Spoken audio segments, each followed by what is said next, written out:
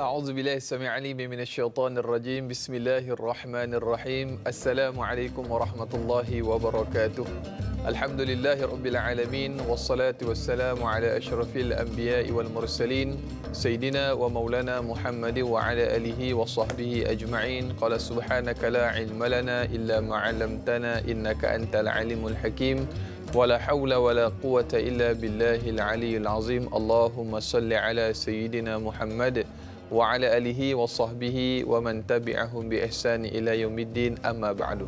Apa khabar sidang penonton setia rancangan Tanyalah Ustaz, biar tahu jangan keliru. Saya mengharapkan walau di mana jua anda berada, mudah-mudahan senantiasa berada dalam keadaan sihat walafiat, dirahmati lagi disayangi oleh Allah Subhanahu wa taala. Amin Allahumma amin. Alhamdulillah, ibu-ibu, ayah-ayah bakal penghuni syurga Allah Subhanahu wa taala. Amin insya-Allah. Alhamdulillah. Marilah sama-sama kita pertama dan selamanya dan senantiasa kita rafakkan syukur kehadrat Allah Subhanahu wa taala. Alhamdulillah atas hidayah, inayah, iradah, petunjuk daripada Allah Subhanahu wa taala, kita dapat lagi sama-sama pada pagi ini alhamdulillah dihidupkan kembali oleh Allah Subhanahu wa taala. Alhamdulillah kita dibangkitkan daripada mati yang seketika iaitu tidur kita dan dapat sama-sama kita mulakan pagi kita dengan kita berzikir, mengingat kepada Allah Subhanahu wa taala dan alhamdulillah kita kembali dalam siaran Tanyalah Ustaz bagi edisi Rabu 14 Oktober 2020 bersamaan dengan 26 Safar 1442 Hijri. Dan saya tidak lain tidak bukan Dai Anas kembali menceriakan pagi anda. Alhamdulillah. Pada pagi ini tajuk yang cukup menarik yang akan kita bicarakan walaupun kedengaran sedikit janggal, khususnya bagi kita yang bukan berada dalam bidang tersebut, iaitu dalam bab fiqh forensik. Fiqh forensik yang akan kita bicarakan topik pada pagi ini kita bawakan di studio iaitu yang berbahagia Al-Fadhil Ustaz Ahmad Fawaz Fazil. Assalamualaikum Ustaz. Waalaikumsalam. Sihat Piyu? Alhamdulillah. Piyu pula Dai. Kali pertama bergandingan dengan Ustaz. Alhamdulillah. Dai Luqman. Satu Dai Luqman. Dai Luqman biasanya. Dengan satu seorang lagi Hakim. Hakim. Hakim. Ya. Allah. Saya duk muka hampir sama Dai Anas ni. Lebih kurang Ustaz. Pelanduk dua serupa Ustaz. Pelanduk. Dalam dunia ada 7 orang muka sama Ustaz. Tak ada saya buat. Saya duk cari-cari je tak pergi tengok belah Eropah tak jumpa. Allahumma salli ala sayyidina. Alhamdulillah Ustaz dan juga sidang penonton yang saya muliakan. Alhamdulillah pada pagi ini kita membicarakan fiqh forensik dan tidak lengkap seandainya kita tidak meraihkan soalan dan juga kemusykilan daripada sahabat-sahabat penonton kita. Jadi untuk anda yang ingin mengajukan sebarang persoalan atau kemusykilan, boleh terus hubungi kami menerusi talian bebas tol 1-800-88-1677 atau menerusi WhatsApp hantarkan ke 011123364480 atau paling mudah terus sahaja ke laman rasmi Facebook kami Tanyalah Ustaz TV3. Dan jangan lupa bagi anda yang menonton kami atau mengikuti menerusi FB Live, jangan lupa untuk tekan butang kongsi, sebar, luaskan.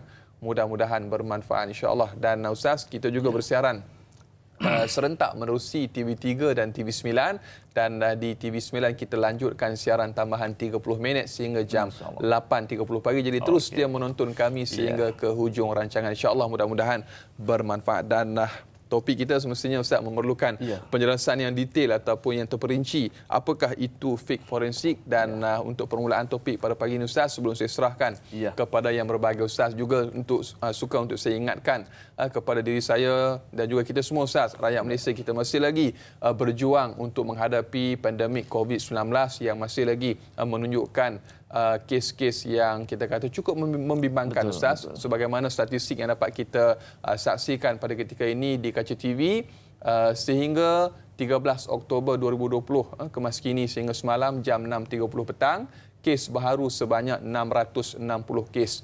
Ini jumlah yang cukup membimbangkan Ustaz. Betul. Kemudiannya kumulatif kes sebanyak 16,840. Manakala kes yang sedang dirawat sebanyak 5,345 dan kes sembuh harian juga alhamdulillah 350 dan jumlah pesakit yang discharge 11,372 dan jumlah kematian sebanyak 163. Jadi saya dengan rasa rendah hati mengajak kepada diri saya dan juga seluruh sidang penonton dan juga warga negara Malaysia, marilah sama-sama, tidak kira walau di mana juga kita berada, kita terus mematuhi SOP yang telah pun digariskan, garis panduan yang dikeluarkan oleh pihak Kementerian Kesihatan Malaysia khususnya untuk kita mengekang penularan wabak COVID-19 ini. InsyaAllah tidak perlu kita menyalahkan sesiapa, kita kembali muhasabah diri kita dan kita terus mematuhi SOP yang telah pun dikeluarkan. Mudah-mudahan Allah Subhanahu Wa Taala memberikan jalan keluar dan kekuatan kepada kita, insyaAllah. Dengan tanda pagar kita mesti menang, Ustaz, insyaAllah. Dan baiklah Ustaz, Ya. fake forensik juga mungkin kita akan sentuh nanti tentang pengurusan mayat COVID-19 dan betul, sebagainya, Ustaz. Dan banyak perkara berkaitan dengan fake forensik ini. Jadi untuk permulaan topik, secara dasarnya, asasnya, apakah yang boleh Ustaz kongsikan untuk permulaan topik pada pagi ini? Tafadhal mashkur. Assalamualaikum warahmatullahi wabarakatuh. Assalamualaikum warahmatullahi. Bismillahirrahmanirrahim. Alhamdulillah.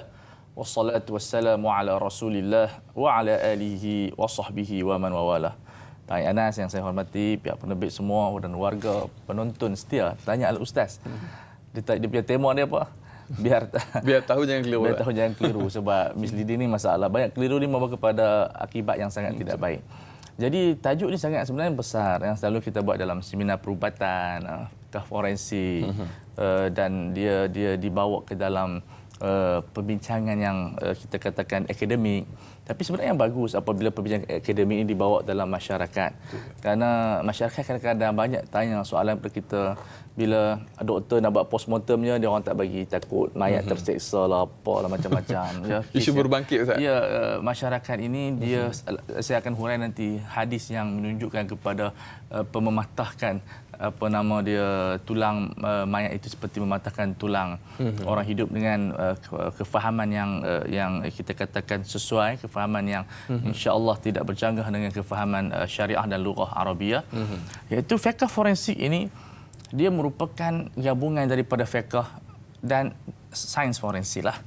Maksud dia ada dua bidang ilmu, satu pakar pada perubatan yang akan buat postmortem terhadap mayat ataupun dalam bidang-bidang yang lain macam forensik dokumen, kalau ada kes salah laku, kalau ada kuasa, salah guna wang, dia ada forensik dalam setiap bidang. So, forensik ni dia adalah kajian atau postmortem yang kita nak menemui apa-apa hakikat kes jenayah. Yang dahulunya sebelum wujudnya sains forensik ini, ulama berhujah dengan qarinah. Makna dia qarinah ini apa-apa keadaan yang menunjukkan kepada satu perkara. Misalnya kita tengok satu mayat. Bila kita tengok mayat, sudah tentu dia matilah, mayat itu menggambarkan kepada kematian, roh sudah keluar. Tetapi puncanya banyak. Dalam syair disebut idza lam tamut bi ma lam yamut bi sayfihi mata bi ghairihi ta'alat al asbab wal maut wahidu. Kalau tak mati dengan pedang, mati dengan benda yang lain. Sebab itu zaman perang, lebih semangat tu. Mati ni satu tapi cara dia banyak. Betul. So yang menjadi masalah apabila zaman dahulu ataupun sebelum munculnya ilmu forensik yang Allah Taala bagi ini kepada kita, mayat jumpa dalam sungai. Mungkin kita kata dia lemas. Betul. Tapi kemungkinan mungkin orang bunuh dia lempar dalam di sungai. Betul. Ataupun dia bunuh diri. Kebarangkalian tu banyak. Jadi ada kemungkinan tiga. Bunuh diri, ataupun dia lemas, ataupun dia kita katakan dibunuh, kemudian dilemparkan dalam sungai. Jadi orang tidak tahu pembunuhnya. Betul. Zaman dahulu kalau dia menggunakan sumpah, 50 sumpah yang panggil al-qasamah, dan digunakan daripada jahiliyah, sistem jahiliyah sebelum Islam lagi, kemudian diperakui oleh Rasulullah SAW. Sebenarnya undang-undang syariah kita diasaskan di zaman jahiliyah lagi, sudah wujud. Macam kahwin kita dah ada zaman jahiliyah. Nabi perakui. Yang lain Nabi batalkan, nikah syigar, nikah yang mut'ah dan seumpama dengan dia. Jadi ini menyebabkan orang yang syak, dia ada dendam, dia ada pergaduhan dengan kaum tersebut. Dia mati pun di padang pasir dan tengok mati dia pun luka. Tapi tak ada benda yang ada di zaman dahulu melainkan yang bersumpah. Dan pada minimum hukuman yang diterima bila mereka 50 orang, dia panggil 50 orang kaum yang disyaki menjadi pembunuh, mereka diminta bersumpah menafikan pembunuhan mereka. Mereka tidak bunuh, dan paling kurang mereka dikenakan semua diat, denda 100 ekor unta. Mereka berkongsilah. Namun zaman kita sekarang ni, Allah Subhanahu Wa Taala telah berfirman, sanurihim ayatina, kami akan tunjukkan kepada mereka tanda-tanda kekuasaan kami. ayat di sini dalam Al-Quran ada dua makna Da'i. Bila sebut dalam Al-Quran, ayat ini satu maksudnya ayat Quran. Maksudnya ayat tanziliyah. Bila kita baca Quran, tilka ayatul kitabil mubin. Itu refer kepada ayat yang turun daripada langit kepada kita. Satu ayat menunjukkan pada ayatun kauniyah. Itu ayat-ayat sains. Sanurihim ayatina. Kami akan tunjukkan kepada mereka tanda-tanda kekuasaan kami. Ini yang dinamakan sebagai fiqhul kaun. Iaitu fiqh alam. Yang kita belajar yang mana dahulu orang tak tahu, kita tahu. Kam tarakal awwalil akhir. Berapa banyak ilmu yang ditinggalkan oleh orang dulu kepada kita. Betul. Dan orang dulu tak tahu forensik itu apa. Satu kajian sains yang mengkaji postmortem untuk mengetahui hakikat punca jenayah itu. Jadi digabungkan dengan fiqh. Apa kaitannya fiqh dengan hubungan perubatan ini? Ni seperti mana kuku dan isi dan kuku. Hubungannya tauaman, dua adik-beradik. Tidak boleh fiqh itu tidak membincangkan pada perubatan. Terutama dalam bab jenayah. Ya. So, kita mesti cari pembunuh dia. Walaupun kita kata semua takdir Allah, tetapi mesti kita tahu sebab benda sistem kehidupan ini semua natijah dia ada kesan. Dia ada sebab dia mesti ada reason dia. Pasal apa dia mati? Dan dan perubatan apa-apa yang kita nak buat postmortem ke, sebab ada juga jenayah postmortem. Jenayah dengan menggunakan postmortem ini untuk mencuri organ-organ manusia. Betul. Ini yang berlaku dalam negara-negara miskin. Ya, jadi kita melihat di situ mesti diikat fiqh dan juga forensik. Bukan cakap fiqh forensik, semua fiqh dalam perubatan dia akan dimasukkan ilmu perubatan dimasukkan dalam fiqh forensik. Jadi dia untuk mengetahui apa yang harus dalam forensik, apa yang haram dalam forensik. Adakah kita kena cincang macam cincang apa nama dia mayat, sebab dia akan keluarkan seperti jenayah mungkin dipukul kepala, kita nak tahu dia akan potong kepala dan akan ambil otak timbang. Ni macam kita tengok orang timbang ayam, dia akan timbang begitu. Jadi sebab tu sebahagian orang Islam kata dia haram. Mayat sepatutnya dihormati, dimuliakan. Ni apa kita potong-potong. Saya dulu di Mesir tu selalu saya follow ahli kawan-kawan saya perubatan pergi masuk dia punya, dia tak pergi makmal, dia pergi apa tempat itu saya suka pergi tengok. Lab dia lebih kurang lab lah. Lab ni macam kita tengok ni, tapi dia macam kita pergi tempat orang belajar ilmu anatomi. So ilmu tasyrih. Jadi bulan 10 tu mayat tu elok. Dia shelek apa semua gitu. Bulan 5 dah tinggal tulang. Sebab orang potong sebab nak kena belajar. Betul. Sebab orang yang belajar ilmu tasyrih ni baru dia jadi pakar perubatan sebab dia nak kenal manusia tu. Wa fi anfusikum afala tubsirun. Saya bukan tahu perubatan tapi saya meneliti dan saya melibatkan dalam sedikit ilmu perubatan dah hampir 10 tahun. Jadi kita ada kajian sedikit, kita bercakap dengan doktor, makna dia kita tahu sikit, dan benda ni melibatkan di pegawai pendakwa. Ya, tanya pendakwa di mahkamah. Mereka sendiri kena tengok gambar yang mayat-mayat itu akan dipotong, buang keluar paru-paru. Yang ni satu benda yang kalau betul ahli keluarga dia tak bagi. Betul. Tetapi kalau kes itu kes jenayah, kita nak cari pembunuh dia. Betul. Dan kita tak boleh nak cari sembrono begitu. Mesti ada bukti dia. Betul. Maka forensik ini dijadikan sebahagian pembuktian di mahkamah.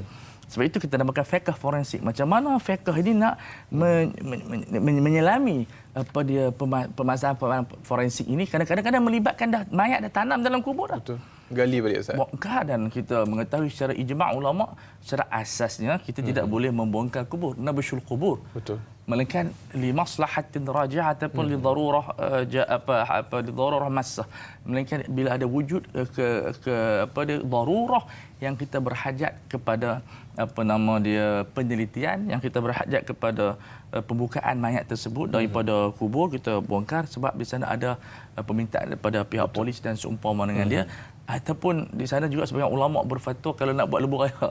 Sebab lebuh raya dia mayat dah lama, selalu 6 bulan mayat dah hancur dah. Betul. Walaupun kadang-kadang kita dengar mayat ni tak hancur, itu memang Allah Ta'ala pelihara lah. Tetapi bukan mayatnya hancur tu maksud Allah tak pelihara. Betul. Dia menerima rezeki. Allah. Kematian yang pelik-pelik atau perhentian yang menarik ini adalah rizqun min Allah. Jadi yarzuqu man yasha'u bighairi hisab. Allah Ta'ala yang pilih. So, tapi tak menunjukkan kita tengok katalah mayat orang tu tiba-tiba hancur. Ni teruk ni taban. Ni memang ini kena seksa ni. Dah, jangan begitu. Tak boleh buat ni. Ya, itu bukan hatta kalau kita tengok orang tu mati tidak mengucap, kita tak ada kata dia su'ul khatimah. Betul. Kemungkinan dia mengucap dalam hati. Betul. Semua kata dia tak mengucap la ilaha illallah. Allah, makna dia mati. yang ni suul Su'ul khatimah. khatimah. Sedangkan kita ahli sunnah wal jamaah seperti kata Al-Imam Ghazali ataupun ulama yang lain, tak disyaratkan kita mati mengucap kalimah la ilaha illallah. Betul. Mungkin kita selawat, Allah. mungkin kita sebut Allah. Allah. Sebab Rasulullah sallallahu alaihi wasallam penghujung kematiannya tidak menyebut la ilaha illallah. Dia sebut Allahumma ar-rafiqal a'la, ar-rafiqal a'la. Jadi kalimah Nabi sendiri pun tidak mengucap kalimah la ilaha illallah. Jadi kita kena faham mati itu satu benda yang misteri dan itu hadiah daripada Allah Subhanahu Wa Taala. Jadi ilmu forensik yang kita bincang ini untuk mengetahui apa yang dilakukan di pihak hospital dan permintaan daripada pihak polis, adakah ia valid daripada syariah ataupun bertentangan dengan syariah. Secara umumnya tidak ada benda yang haram mutlak, tidak ada benda yang halal mutlak. Itu konsep dia. Maknanya dia apa yang datang dalam perbincangan moden yang kita akan menggunakan DNA, kita akan dalam kes rogol. Kalau tak ada ilmu forensik, tak tahu siapa rogol. Betul. Dulu orang rogol-rogol lempak dalam hutan. Allah Subhanahu Wa Taala berikan ilmu kepada orang barat dan kita belajar daripada mereka dalam masa sedetik saja. Kita ambil dia panggil sampel air mani ataupun sebab bila dia rogol dia ada kesan-kesan luka. Rogol ni dia bukan macam berzina. Betul. Berzina darah pecah elok. Sebab dia pun suka sama suka. Dalam bahasanya rogol gitu. Darah pecah teruk. Ini bercalak. Dia tak ada lah rogol ni excuse me, may I can rape you? Tak ada begitu. Tak boleh lah, Ustaz. Dia tak ada. Dia memang ganas. Jenayah. Sebab rogol ni serigala jadian. Allah. Dia werewolf. Dia bertukar. Werewolf, gitu. Kalau Arab kata dia serigala jadian. Serigala jadian. Jadi dia merogol. Sebab tu bila ada ilmu forensik kita tahu. Dia memang tak boleh berlindung. Pergilah mana sebab keunikan manusia ni Da'i Anas. Allah Ta'ala buat semua pada sel dia, pada apa nama dia, rambut dia, pada peluh dia, pada apa-apa yang ada pada badan dia. Dah habis dah. Tak apa, teruskan. Cerita panjang. Ilmu, nama pun fiqh. Apa dia forensik, jadi ilmu fiqh kena cerita. Kita nak sambung selepas ni, Ustaz. Tapi saya nak tutup dengan manusia ni pelik. Betul, pelik. Semua sel dia ada 46 kromosom. Melainkan air mani dan sperma. Melainkan air mani dengan sperma dengan ovum. Hanya ada 23 SY, 23 SS. Allah Akbar. Allah Akbar. Ustaz dah masuk lebih dalam tu, Ustaz. Banyak lagi perkara yang akan kita bicarakan, Ustaz. Khusyuk mendengar mukadimah daripada yang bagi Ustaz, masya-Allah tabarakallah, tentang fiqh forensik yang kita bicarakan pada pagi ini. Kita nak raikan, Ustaz, soalan pertama menerusi sahabat kita yang bertanya di Facebook, Kasih Nurul Shah. Assalamualaikum Ustaz dan Waalaikumsalam. Waalaikumsalam warahmatullahi. Adakah fiqh forensik ini telah wujud di zaman baginda Nabi SAW lagi? Jika ada, bagaimanakah kaedah forensik yang dibenarkan ketika itu berbanding dengan zaman sekarang? Mohon pencerahan Ustaz. Terima kasih secara ringkas, Ustaz, untuk jawapan kepada persoalan Ustaz. Baik, saya nak beritahu, saya taklah jumpa spesifik benda ini berlaku di zaman Rasulullah. Cuma saya nak beritahu pada masyarakat, dalam kehidupan dunia, kita ada kaedah nama dia Al-Masalih Al-Mursalah dalam usul fiqh, yang dia akan scan kes-kes yang tak ada di zaman Nabi. Kita selalu tanya, pemikiran kita tak betul sebenarnya. Bila kita tanya benda tu ada tak di zaman Rasulullah? Memang banyak benda tak ada di zaman Rasulullah. Jadi sebab Rasulullah bukan menurunkan perwatakan zaman, dia menurunkan metodologi. Okey. So bila tidak ada di zaman Rasulullah SAW, kata saya tidak pasti, saya tidak jumpa hadis, mungkin pakar-pakar hadis dia jumpa kes yang buat postmortem sebagainya. Tetapi apabila tidak ada di zaman Rasulullah, misalnya tidak ada di zaman Rasulullah, kita ada kaedah nama dia Al-Masalih Mursalah. Kaedah yang mana dia akan scan. Kaedah ni tak ada di zaman Nabi, tapi dia patut syariah tak? Allah. Ya. Bila kita dapati ia patut syariah kerana dia mengetahui siapa pembunuhnya, maka dia menepati kepada maqasid Islam. Yang di antara maqasid syariah yang kita apa nama dia hifzu amnil mujtama', iaitu maqasid menjaga keamanan masyarakat. Yang mana Syekh Al-Qaradai hafizallah, kita selalunya belajar maqasid syariah Da'i 5 benda. Jaga nyawa, jaga harta, jaga akal, jaga kehormatan dan jaga apa nama dia akal. Tapi mesti ditambah 2, menjaga keamanan masyarakat dan menjaga keamanan kerajaan supaya tidak ada pemberontakan di sana. Dan menjaga keamanan masyarakat di atas ilmu forensik. Kerana dia mampu menjaga keutuhan daripada perjenayah-jenayah yang akan menimpa masyarakat. So, soalan sebegini sebenarnya bagus, tetapi kita tidak berhajat dalam kehidupan dunia kepada apa yang berlaku di zaman Rasulullah. Kerana Rasulullah meninggalkan metodologi untuk kita scan. Allahu Akbar. Jadi ini di antara jawapan ringkas. Nanti kita jawab lagi lepas iklan. Allah Akbar, Ustaz bagi hinawan. Masya-Allah tabarakallah. Satu penjelasan yang cukup menarik, mudah-mudahan terjawab persoalan dan mungkin sedikit soalan untuk kita raikan yang kedua, Ustaz. Insya-Allah, Ustaz, di kesempatan yang ada di permulaan ini. Intan Zurina Abdul Razak di Facebook yang bertanya, Ustaz, Assalamualaikum Ustaz, dan warga tanya Ustaz. Waalaikumsalam warahmatullahi. Soalannya, Ustaz, apakah hukumnya proses exhume Ustaz, atau menggali semula mayat bagi tujuan penyiasatan menurut pandangan Islam?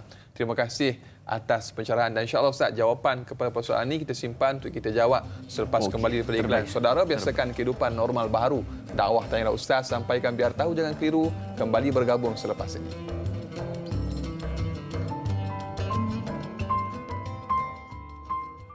Allahumma inni a'udzu bika minal barasi wal jununi wal judham wa min sayyi'il asqam.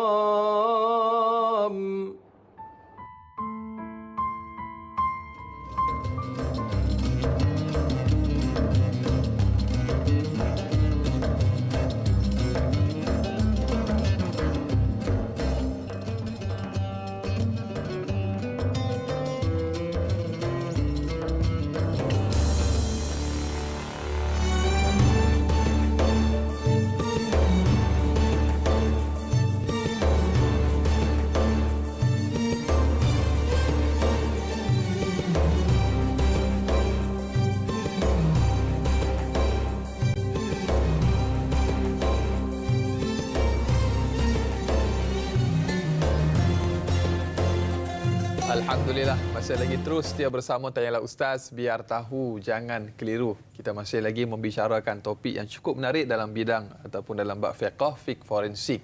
Dan kita berada di zaman yang walaupun serba moden, masya-Allah tabarakallah, walaupun pelbagai teknologi yang telah pun tercipta di zaman kita pada hari ini, masih perlu kepada kita untuk tetap kita patuh kepada apa yang dibawa oleh Nabi sallallahu alaihi wasallam yang telah pun disebutkan oleh bagi Ustaz tadi. Islam dan juga apa yang kita raikan dalam dunia pada hari ini tidak boleh dipisahkan Ustaz. Masya-Allah tabarakallah, kita memisahkan akhirat ataupun Islam dengan apa yang kita lalui seolah-olahnya disebut sebagai sekularisme Ustaz, memisahkan agama dengan kehidupan. Maka pada hari ini kita sambung dalam bidang ataupun dalam bab fiqh forensik Ustaz, kita nak raikan ataupun kita telah pun baca sebentar tadi soalan daripada sahabat kita di Facebook yang bertanya tentang hukum menggali semula kubur dan apakah diperbolehkan Ustaz atas tujuan ataupun faktor-faktor kajian-kajian forensik. Dipersilakan Ustaz. Ya, dalam hukum asal, maksud kita hukum ada dua. Satu hukum asal, makna sebagai satu prinsip kita tidak boleh menggali kubur. Nabshul kubur adalah haram mengikut pandangan konsensus semua ijma' ulama. Cuma di sana bila ada maslahah dan keperluan yang massah seperti yang kita sebutkan tadi, sebab terdapat satu hajat daripada pihak berautoriti untuk menggali semula untuk mendapatkan kita katakan siasatan. Maka di situ ulama mengharuskan kerana di sana ada darurah yang khuswa, yang mana kalau kita tidak lakukan siasatan tersebut, postmortem tersebut, maka penjenayah itu tidak dapat dicari. So mungkin penjenayah itu sangat berbahaya, ya. Jadi rekod dia yang tidak begitu baik, maka itu diharuskan. Dan sebahagian ulama, tak semua ulama sepakat, yang saya nak buat lebuh raya dan seumpama dengan dia, tapi kubur dah lama dia, mereka mengharuskan. Macam di Kedah dulu nak buat highway, jadi Majlis Fatwa Kedah tahun 97 tahun 98 mereka memfatwakan apa dia pengharusan memindahkan apa nama dia kubur untuk buat highway sebab dia masalah ammah. Tapi ada saja ulama yang menentang. Masa tu saya menjadi pondok, jadi dengan ulama yang menentang, tetapi benda itu berlaku secara wakil. Walaupun fatwa itu lemah ataupun tidak lemah, itu kita tak kisahlah, sebab bagi saya fatwa lemah ni sebagian ulama kata lemah, yang kuat dia kata kuat.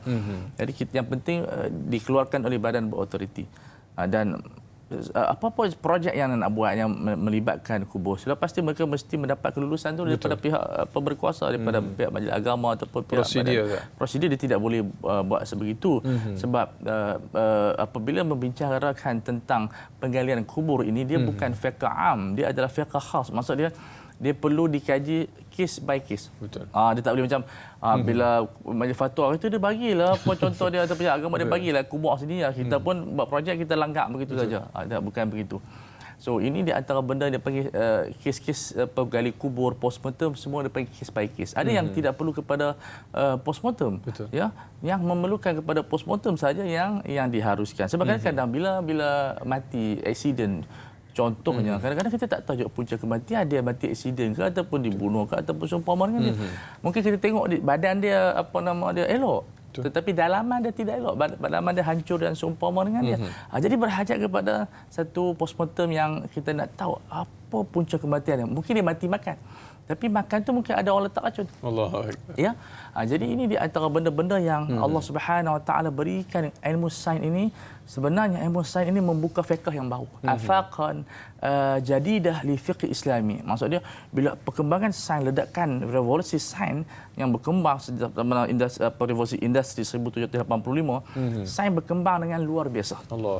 Jadi kita ada DNA, kita ada forensik, kita ada pelbagai genetic engineering, kita ada benda yang tak digambarkan, kita ada freeze over, mudah disimpan dalam dia punya peti sejuk dia untuk kita simpan ovum tu kalau dia kahwin kita boleh buat IVF dan seumpama dengan dia.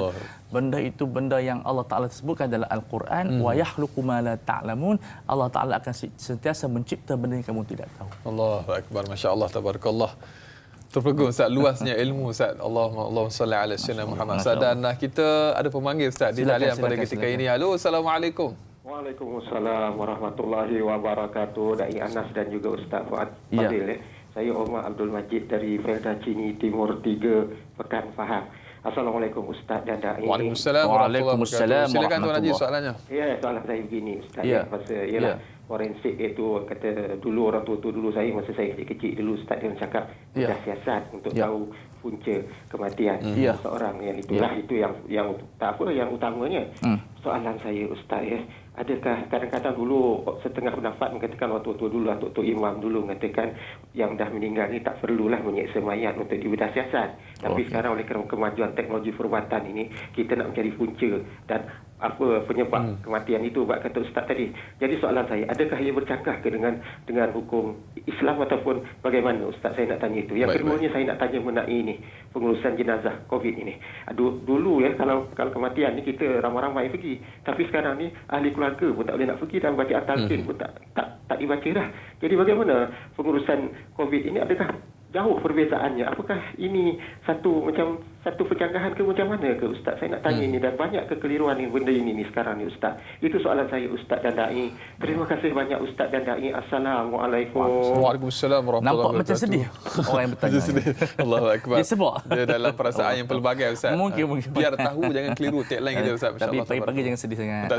Terima kasih kepada Tuan Haji Omar Abdul Majid yang bertanya soalan dan sebenarnya mungkin satu perkara yang untuk mengelakkan kekeliruan Ustaz. Terkadang ada juga yang beranggapan tak nampak virus, sebab tu saudara saya nak kena juga ziarah dia. Jadi ada juga yang berkeras begitu. Bagus. Jadi perlu kepada kita sangat international. Betul, international. Masya-Allah, tabarakallah. Jadi mungkin ada penjelasan di Ustaz untuk dosa. Yang pertama berkenaan dengan hadis kasra 'azmil mayyit ka kasri 'azmi hayyihi, memecahkan dan mematahkan tulang orang yang mati seperti mana kita mematahkan tulang orang yang hidup, itu kinayah kepada takrim, makna kinayah kepada glory, kepada kemuliaan insan itu, kerana mayat tidak sakit hakikatnya. Dan saya bila kita mengkaji hadis ini dan melihat kepada saintifik, bila kita seorang tu lumpuh dia tak sakit dah, apatah lagi seorang tu mati, roh dah keluar dah. Jadi tidak ada persoalan tentang menyiksa mayat ataupun dia menyakiti mayat, ataupun kita katakan merasa mayat sakit. Mayat dah tak sakit dah sebab roh keluar dah. So dia terkaku begitu. Okey, sekarang kenapa kita tidak mematahkan tulang mayat? Sebab penghormatan. Walaqad karramna bani Adam, sesungguhnya kami memuliakan anak Adam hayyan wa mayitan, ketika mana hidup dan dia mati. Allah. Kerana insan, kerana dia tiupkan roh. Jadi roh tu yang menjadikan dia mulia, baik Islam atau bukan Islam. Jadi itu yang sebenar maksudnya, bukan mayat tu sakit. Mayat nak sakit apa dia mati dah. Betul. Ya, yang sakit tu roh dia, bukan jasadnya. Jadi kalau kita terpijak mayat pun bukan mayat tu sakit. Okey. Jadi tetapi Islam tak membenarkan kerana kemuliaan dia. Betul. Sebab itu tidak boleh duduk atas kubur, tak boleh kencing atas kubur, kerana kita menghormati mayat itu di waktu hidup dan di waktu dia mati. Hatta orang bukan Islam pun ditanam wajib ditanam. Pengurusan yang perlu diselenggarakan mengikut masing-masing agama mereka. Jadi walaupun orang tua dahulu mereka mengatakan haram berdasarkan kefahaman mereka. Tetapi kefahaman ini di dalam konteks fiqh Islami ini dia menerima perubahan. ataupun dia menerima deep, dia menerima pendalaman orang mengkaji sehingga kita dapat kepada haqaiq ilmiah sampai kita menemui apa hakikat yang dimaksudkan oleh Rasulullah sallallahu alaihi wasallam. Kalau kita buka kitab 4 mazhab daripada Syafi'iyah, daripada Hanafiyah, daripada Hanabilah, daripada Malikiyah, mereka mengharuskan ini kes yang lebih rendah daripada postmortem jenayah. Itu kalau orang perempuan itu tertelan gelang, termakan cincin emas, masuk dalam perut dan dia mati. Ulama kata ya juzu syakku, dibolehkan kita membelah batniha. Jadi kalau hanya pada gelang emas yang masuk dalam badan, kita boleh potong perut dia. Kerana ulama kata berlaku pembaziran, apatah lagi kita nak mengetahui jenayah. Lebih besar. Dan hampir semua ulama mengharuskan, hatta kalau ibu itu meninggal dunia, bayi dia masih hidup, kita boleh membuat scissor, membedah mengeluarkan bayi yang masih hidup. Jadi di sini bila kita melihat perbincangan ulama-ulama mazhab daripada Syafi'i, daripada Maliki, daripada Hanabilah mengharuskan paling kita katakan harta saja bagaimana kalau dalam kes-kes jenayah. Dan ulama tak pernah kata sakit perut, banyak tu rasa sakit, dan kita melihat setiap kitab yang dibahaskan oleh ulama dahulu tak ada. Ini menunjukkan bahawa mayat tidak sakit. Betul. Cuma kita diharamkan dia membelah mayat tanpa sebab, bukan kerana dia sakit tetapi kerana memuliakan. Itu yang kefahaman saya nak betulkan. Betul. Baru nak sebut tapi dah ada. Jadi kefahaman orang-orang tua kita hormat, tetapi mungkin sesuai di zaman dahulu. Betul. Sebab mereka tidak mengetahui teknologi yang begitu canggih. Dan kita nak peringatkan, syariah kita tak pernah menentang teknologi. Betul. Bahkan dia menggalakkan teknologi yang sedia ada kerana dia memudahkan urusan kita. Betul. Itu yang pertama. Yang kedua Ustaz, ada kaitan dengan soalan daripada sahabat kita mungkin boleh kaitkan sedikit Ustaz dengan urusan jenazah COVID. Ini panjang Ustaz. Tadi sebab yang tanya soalan tadi dia berkenaan orang taklim. Ada sedikit tambahan Ustaz. Ada tambahan. Nanti nak gabungkan macam mana? Kita boleh sedikit raikan Ustaz untuk silakan, saya okey saja. Dengan izin Ustaz, insya-Allah. Dengan izinnya. Mas Rifah Nur di Facebook Ustaz yang bertanya, bagaimanakah panduan pengurusan jenazah bagi pesakit yang dijangkiti virus COVID-19 dalam fik forensik, dan bagaimanakah cara atau kaedah tayamum yang digunakan oleh petugas KKM ke atas jenazah tersebut? Mohon pencerahan Ustaz. Terima kasih. Biar tahu yang keliru dan kita gabungkan dengan soalan Cik Umar Abdul Majid tadi tentang kenapa kita tak boleh menghadiri urusan pengkebumian jenazah COVID-19. Baik. Jadi sebenarnya fiqh kita, fiqh Islami bukan hanya membicarakan tentang zaman elok. Zaman rafahiyah dia panggil. Betul. Tetapi zaman darurah begitu ada juga. Jadi sekarang ini dalam syariah maqasid menjaga nyawa sangat tinggi, lebih daripada dia menghadiri sembahyang, menghadiri mandi jenazah, kerana menjaga nyawanya lebih penting. Betul. Sebab kita yang mati dah. Yang penting kita yang hidup kita jaga nyawa kita. Dan ulama mengharuskan sembahyang ghaib di waktu sekarang ini. Ulama Syafi'iyah tidak hanya membataskan sembahyang ghaib itu kepada mereka yang duduk 2 marhalah jauh daripada tempat mayat dan tidak boleh menghadiri pengkebumian tersebut. Dia mengharuskan solat jenazah seperti mana golongan yang terpenjara, dihalang dengan apa-apa keuzuran syar'i ataupun keuzuran akli. Jadi sekarang kita terhalang. Katalah kita tak boleh ziarah dia balik kita, wala'iyadzubillah, kita tak mahu waktu ni ada siapa yang meninggal dekat kita pun sedih sebab 10 orang saja yang boleh. Kita boleh solat ghaib di rumah kita walaupun jarak kita dengan kubur itu hanya 2 km. Betul. Kerana solatul ghaib diharuskan oleh ulama Syafi'iyah bukan hanya berdasarkan masafah kadar jauh, tetapi berdasarkan keuzuran dipenjarakan. Jadi selesai masalah. Juga kita boleh menghadiri tapi dengan salatul ghaib. Dan ini menyelesaikan semua masalah. Mana tak boleh sembahyang kat kubur, tak boleh sembahyang di masjid, kita beramai-ramai di rumah, masing-masing rumah ada, kita sembahyang 4 takbir, bukan 4 rakaat. Jadi 4 takbir saja orang pilih Allah Akbar, habis itu pergi rokok pula. Jadi 4 takbirat ya. Jadi ini dia antara benda yang boleh menyelesaikan masalah. Dan berkenaan dengan tayamum, kita tengok fatwa daripada garis panduan KKM yang dikeluarkan oleh barisan pengkaji-pengkaji, sebagian sahabat saya yang mereka buat pengurusan jenazah, dan juga tidak silap saya fatwa juga daripada mufti wilayah. Mereka menggunakan tayamum. Tetapi bila saya melihat kepada kitab-kitab fiqh, itu merupakan ijtihad daripada mereka. Sebab ulama dia sepakat 4 mazhab ataupun 8 mazhab menyatakan bila kita tidak boleh memandikan dan boleh bertayamumkan, mayat gugur. Makna dia kita tanam sedemikian rupa, kemudian sembahyang tanpa sembahyang. Sembahyang tanpa mandi dan tayamum. Boleh saja. Sebab falsafah sembahyang jenazah ini ia adalah doa. Betul. Makna sebagian ulama seperti Hanabilah dia kata sembahyang jenazah itu bukan solat. Kita boleh sembahyang tanpa wuduk dan seumpama dengan dia. Jadi dengan banyak pandangan sedemikian, pendapat itu tidak ada masalah sebab ada qaul dhaif daripada mazhab Syafi'i seperti mana dikatakan oleh Ghazali, bila tayamum kawasan-kawasan, saya rasa mungkin mereka kiaskan pada masalah ini, tapi saya tidak melihat dalil mereka, cuma mereka mengatakan ganti dengan tayamum dan disapu di atas plastik. Kalau tayamum ni mesti sapu di atas kulit. Ya, tapi sekarang ni disapu di atas plastik. Itu merupakan ijtihad. Makna dia mungkin kias kepada masalah qaul dhaif yang dikeluarkan oleh Imam Ghazali dalam masalah tayamum di atas balutan. Jadi atas balutan ni nak tayamum macam mana? So ada qaul dhaif daripada mazhab Syafi'i, dia kata sapu di atas balutan.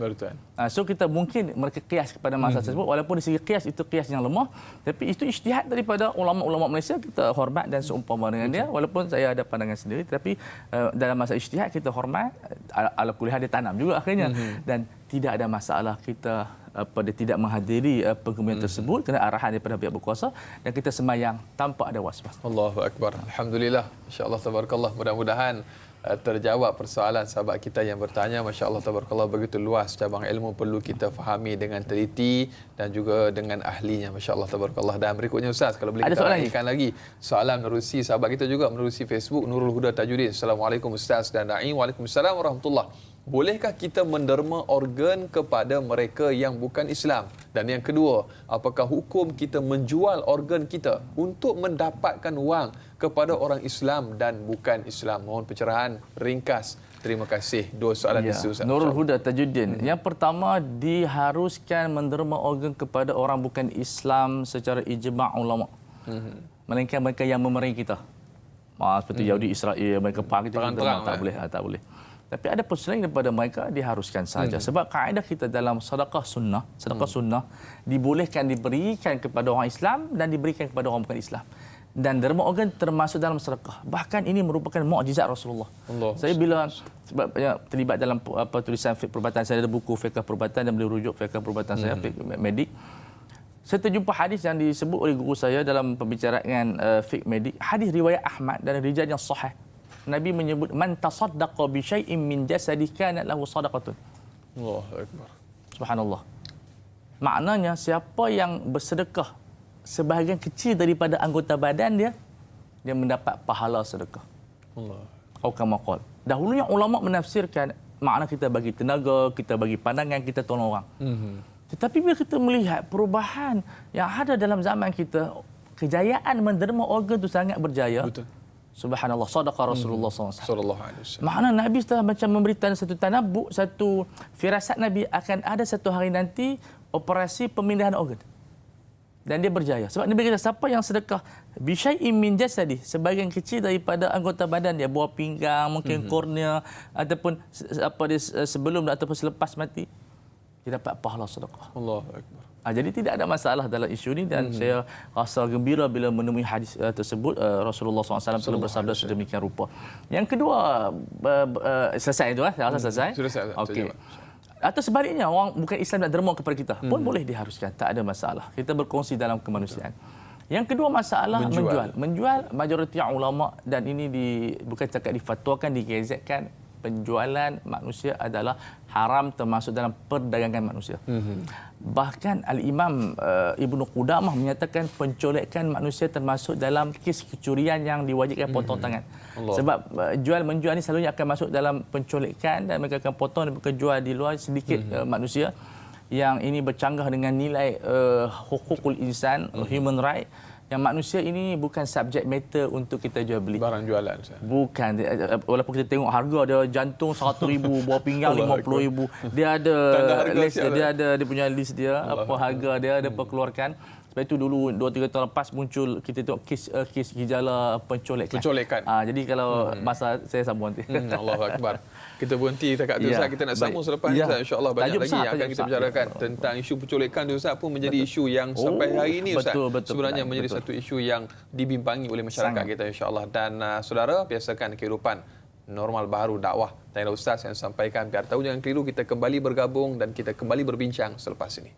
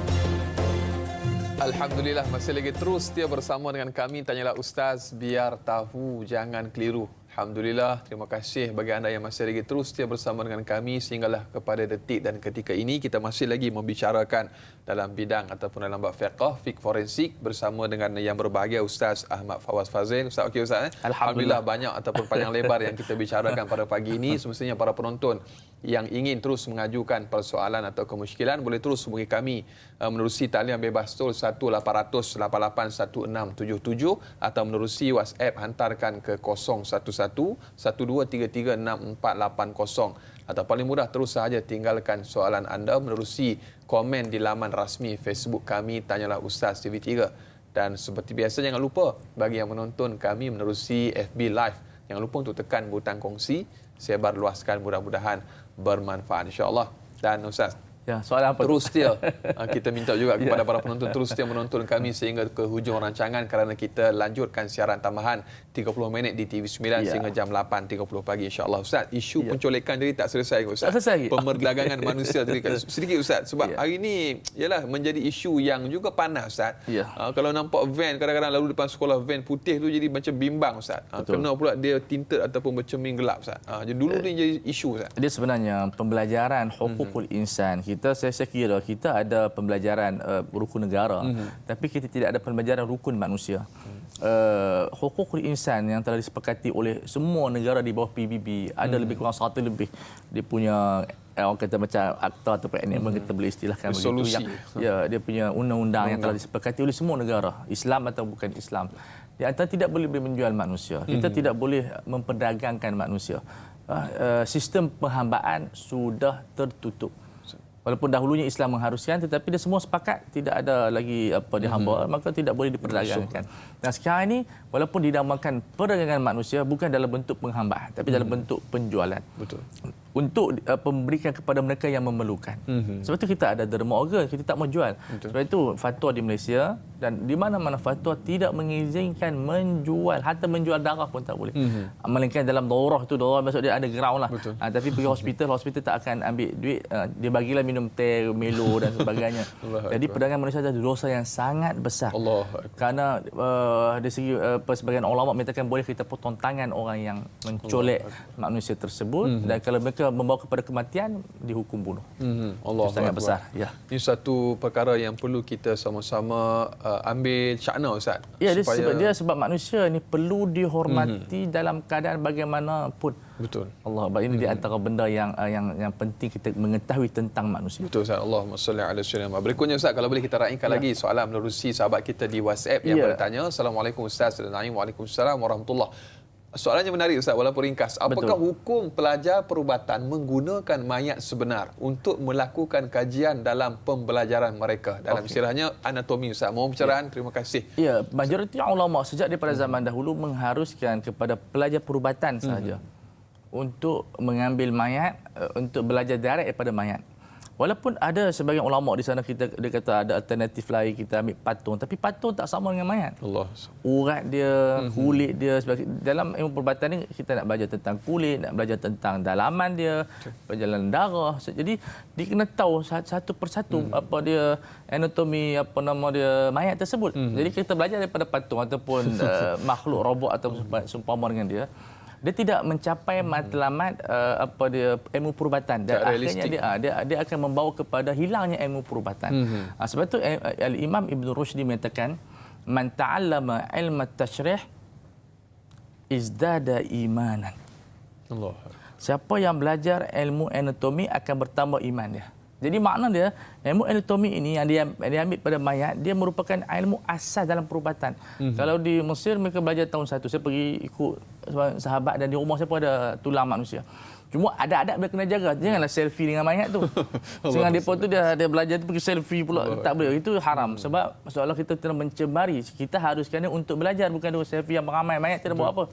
Jadi tulang disimpan elok dan bila tak digunakan mereka akan dikebumikan. Dan sebagai saya terlibat dalam juga kajian dengan sebagian profesor di UM, mayat apa diambil dan ada orang yang menderma mayat untuk pelajaran anatomi di Malaysia. Allah. Tetapi setakat ini keputusan daripada Majlis Muzakarah dan juga pengkaji yang saya follow sebagai pembantu, kita belum mengharuskan mayat-mayat orang Islam kerana tidak ada keperluan di sana dengan alasan, tetapi sekiranya ada keperluan, benda itu boleh dibuka semula oleh Majlis Fatwa untuk membicarakan sejauh mana. Sebab kadang-kadang ada universiti beli daripada luar dengan nilai-nilai satu mayat 10,000, tempat-tempat seperti India, Filipina, negara yang mayat plus berlebihan. Allahumma salli ala sayyidina. Mudah-mudahan terjawab persoalan saudara kita yang bertanya. Dan berikutnya di talian pada ketika ini Ustaz, kita nak raikan pemanggil yang berikutnya. Halo, Assalamualaikum. Waalaikumsalam warahmatullahi wabarakatuh. Apa khabar Cik Ilyas? Alhamdulillah. Yang dan juga Ustaz Ahmad Fawaz sebagai. Ya, silakan. Ya. Terima kasih. Silakan Ustaz. Ada dua soalan di sini. Ya. Pertama, ada mayat yang digali beberapa kali untuk membuat postmortem. Sekali, dua kali, ada yang ketiga kali. Daripada pihak daripada apa? Tidak kepuasan hati daripada pihak waris lah. Untuk pihak hospital membuat apa lagi pembedahan semula untuk mengenal pasti punca kematian. Ya. Jadi soalan pertama tu, soalan kedua mengenai dengan postmortem yang telah dilakukan, bolehkah pihak hospital mengambil organ-organ dalaman tanpa kebenaran daripada waris ataupun si mati pada pihak si mati? Baik. Itu soalan, boleh Ustaz bagi pencerahan. Soalan yang sangat menarik. Terima kasih Cik Ilyas. Assalamualaikum warahmatullahi Waalaikumsalam warahmatullahi wabarakatuh. Terima kasih Encik Ilyas yang bertanya soalan yang cukup menarik. Gali berulang kali Ustaz. Bukan sekali, bukan dua kali, bahkan mungkin lebih daripada itu atas keperluan yang tertentu. Dan kemudian yang kedua, soalan juga yang cukup menarik tanpa izin waris dan pesakit Ustaz. Ya, yang pertama, sekiranya diperlukan oleh pihak berkuasa. Makna dia ada benda yang belum lagi terjawab, itu diharuskan ala sabil dhurah walaupun dia berulang. Cuma saya punya pandangan lah supaya dia ada di sana syariah compliant lah. Maknanya pihak berkuasa, pihak polis dan juga apa nama dia kita katakan pihak hospital, kalau boleh mereka telefon dulu pejabat mufti untuk ada pengesahan. Untuk ada pengesahan itu yang lebih baik. Kerjasama itu mesti diperkasakan lagi. Dan dia ada, cuma kita lebih perkasakan lagi supaya tidak ada kekeliruan sana. Kadang-kadang pihak polis minta daripada pihak bagi tahu pada pihak keluarga akan buat postmortem, tapi kalau ada sokongan daripada setiap jabatan mufti setiap negeri, sebab fatwa ni di bawah negeri. Betul. So itu lebih baik untuk ketenangan ahli keluarga. Dia bimbang ni. Okey, Allahu akbar. Jadi itu kita sebut Allahu alam, setakat itu saja jawapan saya. Yang kedua, berkenaan dengan pengambilan organ, pencurian itu pencurian. Sebab dia ambil tanpa hak. Adapun dalam istilah fiqh dia panggil ghasbun, dia rampas secara tidak ada hak, maka itu hukumnya haram. Kerana pengambilan organ dia ada surat dia. Sama ada dia wasiat dia sebelum dia meninggal, ataupun pihak keluarga yang berbesar hati untuk menderma sebagian organnya kepada orang lain. Ada kes di Negeri Sembilan, saya pernah berforum dengan bapa dia. Adik dia mati accident di Negeri Sembilan, umur dia 16 tahun, rahimallah.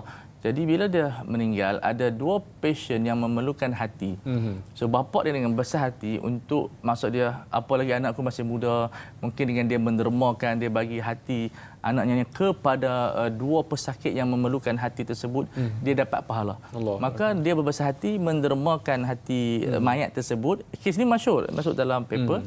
2 atau 3 tahun lepas. Jadi akhirnya bila derma kepada orang tu hidup. Allahu akbar. Jadi Allah akbar. Jadi orang tu dapat pahala.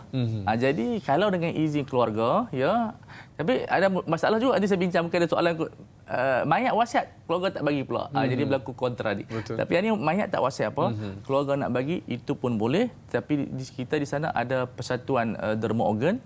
Sahabat-sahabat kita pun ada yang jadi duta dan seumpama dengan dia.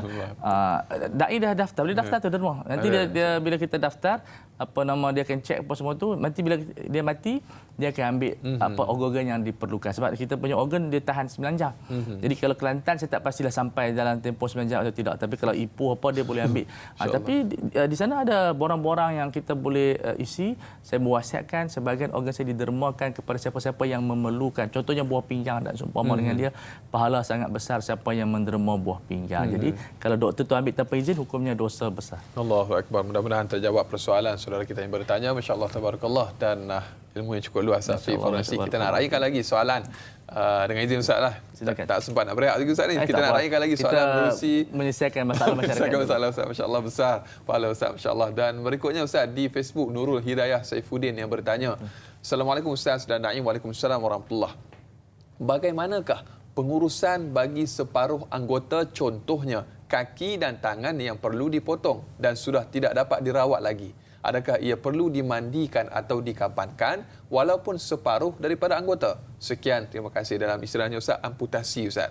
Pemotongan sebahagian anggota Ustaz. Ini saya tak pasti adakah merefer kepada mayat ataupun bukan mayat. Kalau bukan mayat, tanam je lah. Macam orang kecil manis. Ya, tak, nak basuh tak apa, tapi kita potong, bila dipotong ditanam lah. Tapi katakan misalnya mayat disembahyangkan. Sebab sebahagian sahabat mereka ataupun ulama menyembahyangkan jenazah mayat yang ada sebahagian saja. Sebab yang tu je ada. Misalnya ditelan buaya dengan kepala saja. Jadi kita basuh kepala saja. Mandilah. Mandi, mandi kepala saja, kemudian ditanam dan boleh sembahyang di atas mana-mana juzuk daripada bahagian daripada anggota mayat yang hilang dan dijumpai sebahagian saja, sah sembahyang di atas sebahagian mayat. Jadi tidak ada masalah. Soalan ini dia timbul 2 double meaning. Sama ada orang yang hidup, orang hidup tak perlulah sembahyang. Dia mandi, basuhkan saja, tanam sebab dia tak mati lagi. Tapi orang yang mati lakukan seperti mana yang termampu, kemudian kafan, kemudian tanam, kita sembahyangkan walaupun mungkin yang tinggal hanya jantung saja. Cuma isunya Ustaz, bila Ustaz sebut tentang contohnya yang ditelan buaya ataupun harimau dan sebagainya, dan kita contoh misalnya naudzubillah min zalik, dan sebenarnya kita jumpa bila buat kajian jumpa dengan haiwan yang menelan si mati tersebut, adakah perlu kita membelah perutnya untuk kita keluarkan organ ini tersebut? Soalan yang sangat menarik ya. Yang pertama, saya nasihatkan janganlah pernah angkat sungai ada buaya. Jangan apa, kalau takut dia ombak. Jangan. Buaya ni bukan bahan kita melawak ya, dia benda yang serius. Kalau nak makan Yang kedua, buaya ni jahat. Betul. Dia bukan makan terus. Dia 3 hari dia peram. Dia peram dia rendam apa semua tu, dan dia makan tak darat. Jahat buaya ni. Tak ada buaya baik. Jadi lepas 3 hari baru dia makan kita. Makan pula di atas darat. Okey, kemudian duduk dalam perut. Maka kalau kita jumpa buaya tu, kita boleh dan wajib belah perut buaya tersebut. Cuma saya tak pasti dari segi akta undang-undang binatang macam mana ni. Boleh bunuh tak, tapi dari segi fiqh lain clear sebab kita nak perlukan mayat. Tapi saya tengok kes mereka potong je di Sarawak yang banyak. Tapi Sarawak Seri Aman, awas kawasan buaya. Tapi orang Sarawak berenang je, kita tak berani dah buaya sebab buaya Sarawak ni dia 6 meter. Bujang senang tak? Dia bujang senang. Sini dia Semenanjung ni dia bujang tak senang, jadi 1 meter 2 meter dan lawan tumbuk sikit. Sana tak ada tumbuk dah, dia ngap kita habis. So kita boleh belah tersebut, kita belah perut dan kita uruskan jenazah dan kita tanam dua-dua. Tapi tak perlu sembahyang. Jangan tinggal buaya tu tinggal gitu. Sebab takut orang pergi makan. Allahu akbar. Allahumma salli ala sayyidina. Mudah-mudahan menjadi satu muhasabah kita bersama, insya-Allah, mudah-mudahan, dan jangan cari bahaya lah, Ustaz. Tapi jangan fikir pula kalau tak katalah tak jumpa mayat tersebut. Memang arwah kat situ jelah. Jangan fikir pula macam mana malaikat nak tanya soalan apa ada marabuka alam kubur, itu kita serah pada Tuhan lah, itu bukan soal saya. Insya-Allah, tabarakallah. Berikutnya, Ustaz, kalau boleh kita raikan lagi soalan menerusi sahabat kita di Facebook juga yang bertanya. Nur Hayati Ismail, Ustaz. Assalamualaikum. Waalaikumsalam warahmatullahi. Soalan yang cukup panjang tetapi menarik, Ustaz. Apakah solusi terbaik sekiranya si penderma organ berniat untuk menderma organnya tetapi ditentang oleh ahli keluarga, terutamanya ibu ayah? Kemudian yang kedua, apakah ganjaran dari sudut ibadah jika kita berniat menjadi penderma organ? Juga Ustaz dah sebutkan sebentar tadi, tak apa, kita boleh ulang sedikit. Kemudian yang ketiga, apakah pandangan daripada sudut kemanusiaan itu sendiri, yakni kita redha jika penerima bukan beragama Islam? Mohon perkongsian ilmu daripada Ustaz. Terima kasih. Kak Yat yang bertanya, Ustaz, di Facebook. Ini memang kes yang berlaku, ada resident case. Maksud dia presiden case ataupun kita kata apa, decided cases. Makna kes yang sudah berlaku. Saya berforum dengan pengurusi orang yang mengajar dengan derma organ ni, seorang wanita yang hebat. Dia kata dia pun menghadapi masalah. Dia memang wasiat, mak dia tak bagi. Tapi kalau dia orang yang dewasa, tengok kepada dia panggil sebagai legal capacity lah. Tengok minor, maksud macam budak-budak tak boleh lah. Dia mesti di bawah penjagaan ibu bapa dia. Tapi dia dewasa, keluarga dia tidak boleh halang. Tapi muskilahnya yang akan hadapi oleh pihak hospital ialah selepas mati siapa nak endorse. Memang ada surat wasiat, dia orang tak bagi, tapi selalunya pihak hospital tak ambil kot dah. Dah bergaduh di sana. Tapi isu berbangkit. Sepatutnya orang yang menderma tu dia bagi tahu siap-siap kepada ahli keluarga. Walaupun memang ada surat keizinan, permission dia panggil, tetapi maklumkan kepada ibu bapa, sebab ibu bapa kefahaman mereka berlainan, ya, ada ilmu, alhamdulillah. Yang masih konservatif ataupun mereka tidak didedahkan, ya, mestilah sayang anak. Sebab yalah, dia potong, dia ambil buah pinggang, mungkin dia ambil jantung, dia tak sampai hati. Benda-benda tak sampai hati. Baikkan kita ni berbicarakan emosi. So, kita juga mesti menjaga emosi si keluarga mayat. Jadi saya harapkan pihak penderma tu cerita siap-siap. Ibu, saya akan derma sebab saya nak menyambung pahala saya. Pujuk elok. Ya, itu cara kaedah dia. Yang kedua berkenaan dengan ganjaran. Pahala sama saja. Sebab manusia ni adalah bunyanullah. Dalam hadis yang disebutkan dalam hadis, al-insan bunyanullah mal'unun man hadamah. Manusia ini adalah rumah-rumah Allah, dilaknat orang yang meruntuhkan rumah Allah. So siapa yang membina rumah Allah itu diberikan rahmat oleh Allah Subhanahu wa taala. Okey. Allahumma salli ala. Nanti kita sambung soalan yang ketiga. Ustaz, kita simpan kerana kita nak berehat seketika. Saudara sedang penonton, biasakan kehidupan normal baharu. Dakwah Tanyalah Ustaz, sampaikan biar tahu, jangan keliru. Kita kembali bergabung dan berdiskusi selepas ini.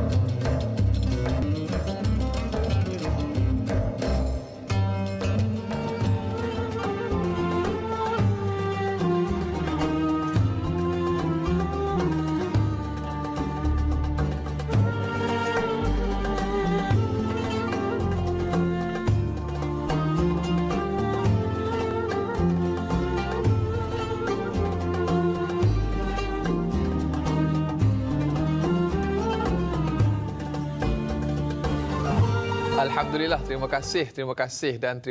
Kurang lebih tepat sejam kita bersiaran semestinya dalam Tanyalah Ustaz, biar tahu, jangan keliru. Tidak kira walau di mana jua anda berada, terima kasih saya ucapkan kerana masih lagi terus setia menonton kami sehinggalah detik dan ketika ini.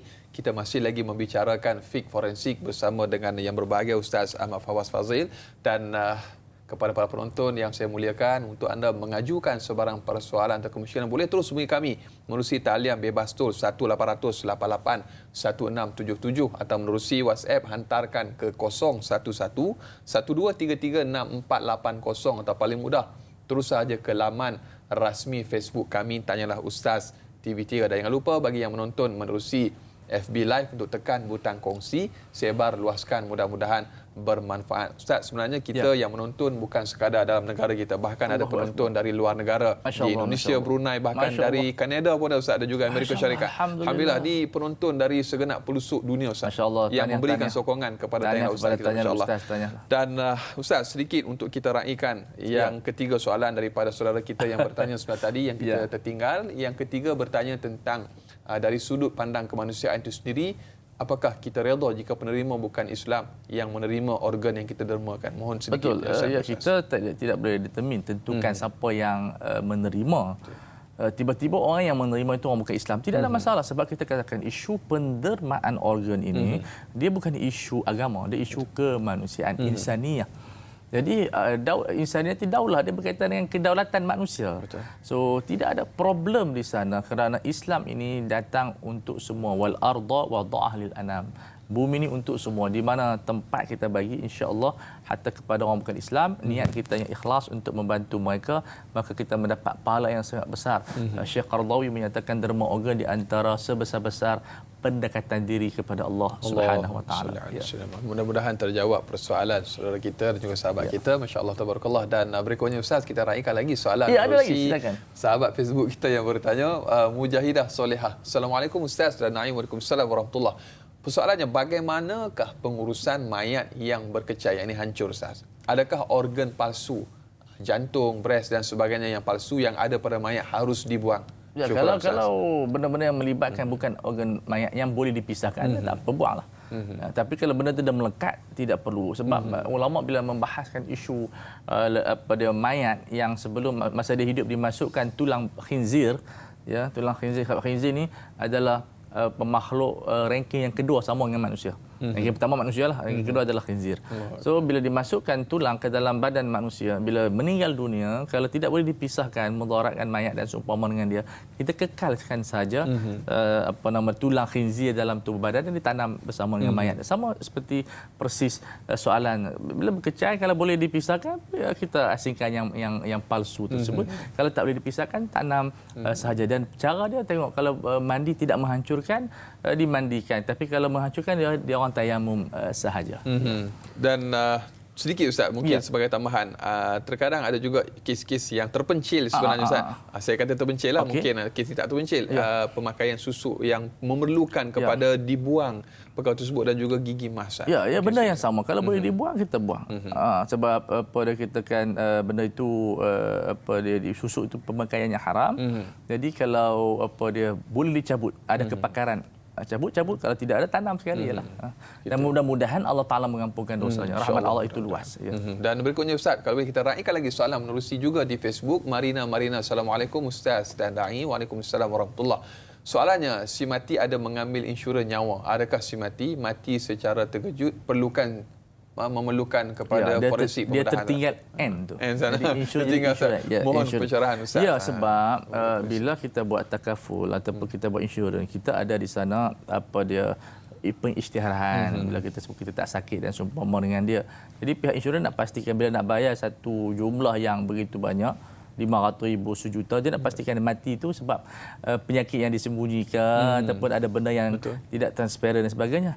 Jadi benda itu perlu dibuat untuk memastikan untuk mendapat sejumlah yang begitu banyak yang akan dibayar oleh pihak insurans. Jadi tidak ada masalah. Itu sebab untuk nak mengenal pasti, sebab takut dia menipu ketika mana dia mengisi borang insurans tersebut. Allahu Akbar. Masya-Allah, tabarakallah. Begitu luasnya ilmu perubatan Islam ni Ustaz, dan suka juga untuk kita wawarkan juga ataupun memberikan sedikit info kepada para penonton Ustaz. Dalam dunia perubatan Islam ataupun bapa perubatan Ustaz, mungkin Ustaz lebih maklum, Ibnu Sina antara tokoh yang lahir pada 980 Masihi dan meninggalkan satu impak dalam dunia perubatan Islam, dan juga bukan sekadar mahir dalam perubatan Islam, bahkan karya beliau Qanun fi Tibb, satu naskah ataupun karya yang cukup agung yang menjadi rujukan dalam perubatan, dan juga disebutkan juga dalam sebahagian pendapat mengatakan bahawa beliau menghasilkan 450 karya dalam pelbagai disiplin ilmu, Ustaz, dan ada sebahagian saja yang masih tertinggal dan sebahagian yang lain telah pun hilang. Dan ini merupakan satu perkara yang perlu dibanggakan, Ustaz, kerana lahir dalam dunia Islam seorang cendekiawan yang begitu hebat, dan kita mengharapkan, Ustaz, di zaman kita pada hari ini masih lagi mungkin boleh kita lahirkan cendekiawan seperti ini yang meninggalkan satu ilmu yang cukup memberikan kebaikan kepada ummah, Ustaz. Betul. Dan mungkin sedikit ada komen daripada Ustaz selepas ini, kerana kita nak raikan dulu pemanggil di Italia pada ketika ini, Ustaz. Silakan. Kita kena Kisah Ibn Sina ni menarik, Ustaz. Kita ngeraih. Kita raih dulu, Ustaz, pemanggil yang berikutnya di talian pada ketika ini. Halo, Assalamualaikum. Waalaikumsalam warahmatullahi wabarakatuh. Ustaz Fawaz. Ya. Dai serta warga kru TV3 Dasmina serta rakyat Malaysia yang sedang menonton rancangan ini. Baik. Kita selalu berada dalam rahmat Allah. Dengan dia dan akhirat kami. Dalam mata kami. Ya. Soalan, Puan? Soalan saya ada dua, Ustaz. Kerana ni kita concern tentang isu yang Ustaz, kan? Kadang-kadang orang tanya bila meninggal tu kita ada insurans tak? Jadi Islam insurans tu kita nak claim. Macam nyawa kita macam jual beli lah, Ustaz, kan? Ada orang insurans tu untuk future lah, Ustaz. Mungkin dia guna untuk pengurusan jenazah tu, whatever.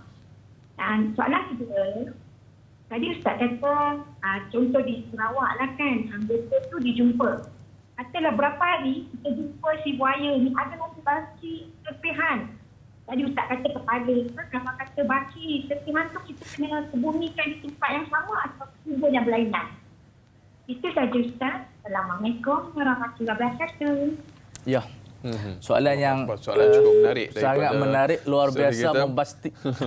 Puan Chun kita dari Kuala Lumpur yang bertanya tentang ambil insurans, kemudian ada syarat yang dikenakan. Contohnya ditetapkan kena buat postmortem barulah dapat diuruskan. Kita sebutkan dalam hadis al-muslimuna ala syurutihim, orang Islam berdasarkan syarat mereka, sebab ini melibatkan duit, ya. Betul, pengurusan, sebab takaful ni dia adalah satu pertolongan. Amount yang besar juga, Ustaz. Ya, amount yang kadang yang ambil 1 juta, 2 juta begitu. Jadi bukan dia ingin mengikat dengan syarat-syarat yang remeh, tapi ini melibatkan transparan, ya, kejujuran dan seumpama dengannya, dia tidak ada masalah. Sebab Islamic Insurance ataupun takaful ini diluluskan oleh pihak bank negara. Dia mempunyai ulama-ulama yang besar yang mengharuskan dia benda tersebut. Jadi tidak ada iskal dan masalah dalam isu ini. Jadi saya harap apa-apa yang, kalau siapa yang ambil daripada Islamic takaful, jangan ada was-was, sebab di sana ada panel-panel syar'i yang sudah menuliskan produk-produk yang yang valid, yang sah di situ fiqh Islami, kerana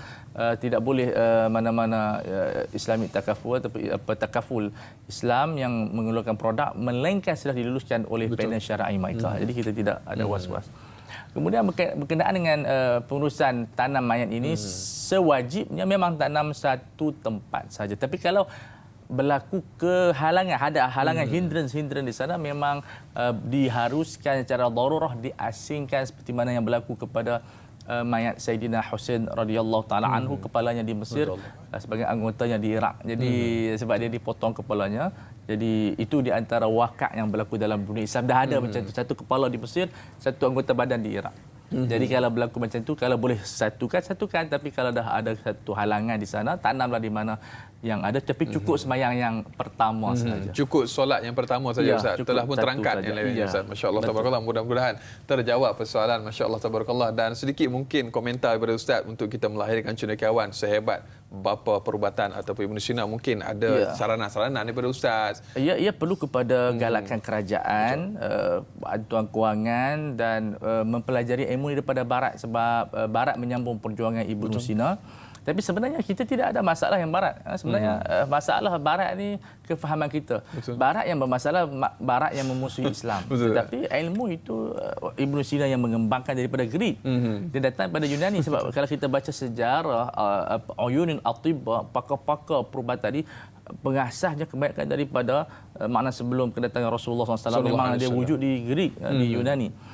Memang pakar-pakar dan petua-petua banyak. Kemudian berkembang daripada masyarakat Islam, jadi Ibn Sina, Ar-Razi, Ibn Rushdi, mereka mempunyai teknik-teknik perubatan yang di zaman dahulu, yang sesuai di zaman dahulu. Sekarang ni kita tak perlu baca buku-buku mereka. Kerana perubatan berkembang. Sebab perubatan ini dia bukan ilmu agama, dia ilmu dunia yang diwajibkan oleh agama untuk kita pelajarinya, dan kita follow saja apa-apa yang moden yang perlu kepada kajian. Jadi kita tak perlu refer kepada, dia tak macam buku syariah kita refer kepada kitab lama. Tapi medik kita Raikan. iktisyaf, kita mengkaji benda-benda yang baru. Betul. So perlu ada kerajaan menggalakkan, reward dia tinggi, gaji pun memang bagus. Sebab barulah kita mampu mencipta. Sekarang kita nak buat vaksin. Betul. Yang buat China, yang buat Amerika, kita belum mencapai tahap. Memang ada pakar-pakar kita yang ada di UK, yang ada di luar negara, tapi mungkin kadar itu masih belum mencukupi untuk membina negara yang bergantung kepada diri sendiri. Ya. Betul lah, dengan kosnya lagi Ustaz, masya-Allah. Dia memerlukan sangat kos yang sangat Betul, tinggi dan kerajaan akan allocate lah untuk macam sebab sebuah negara yang kuat dengan kemantapan perubatan yang dia dapat membantu lebih kurang 30% ekonomi. Allahumma salli ala Segi penjimatan, kos dan seumpama dengan sebab sekarang ni kita tengok vaksin saja berapa RM300. Apa dia buat apa swab tu RM300. Betul tak? Kan? Nanti tak tahu vaksin kalau dah keluar nanti berapa sebab kita bukan kita yang cipta. Dia macam kita beli kereta luar lah, mahal. Kereta dalam murah sikit.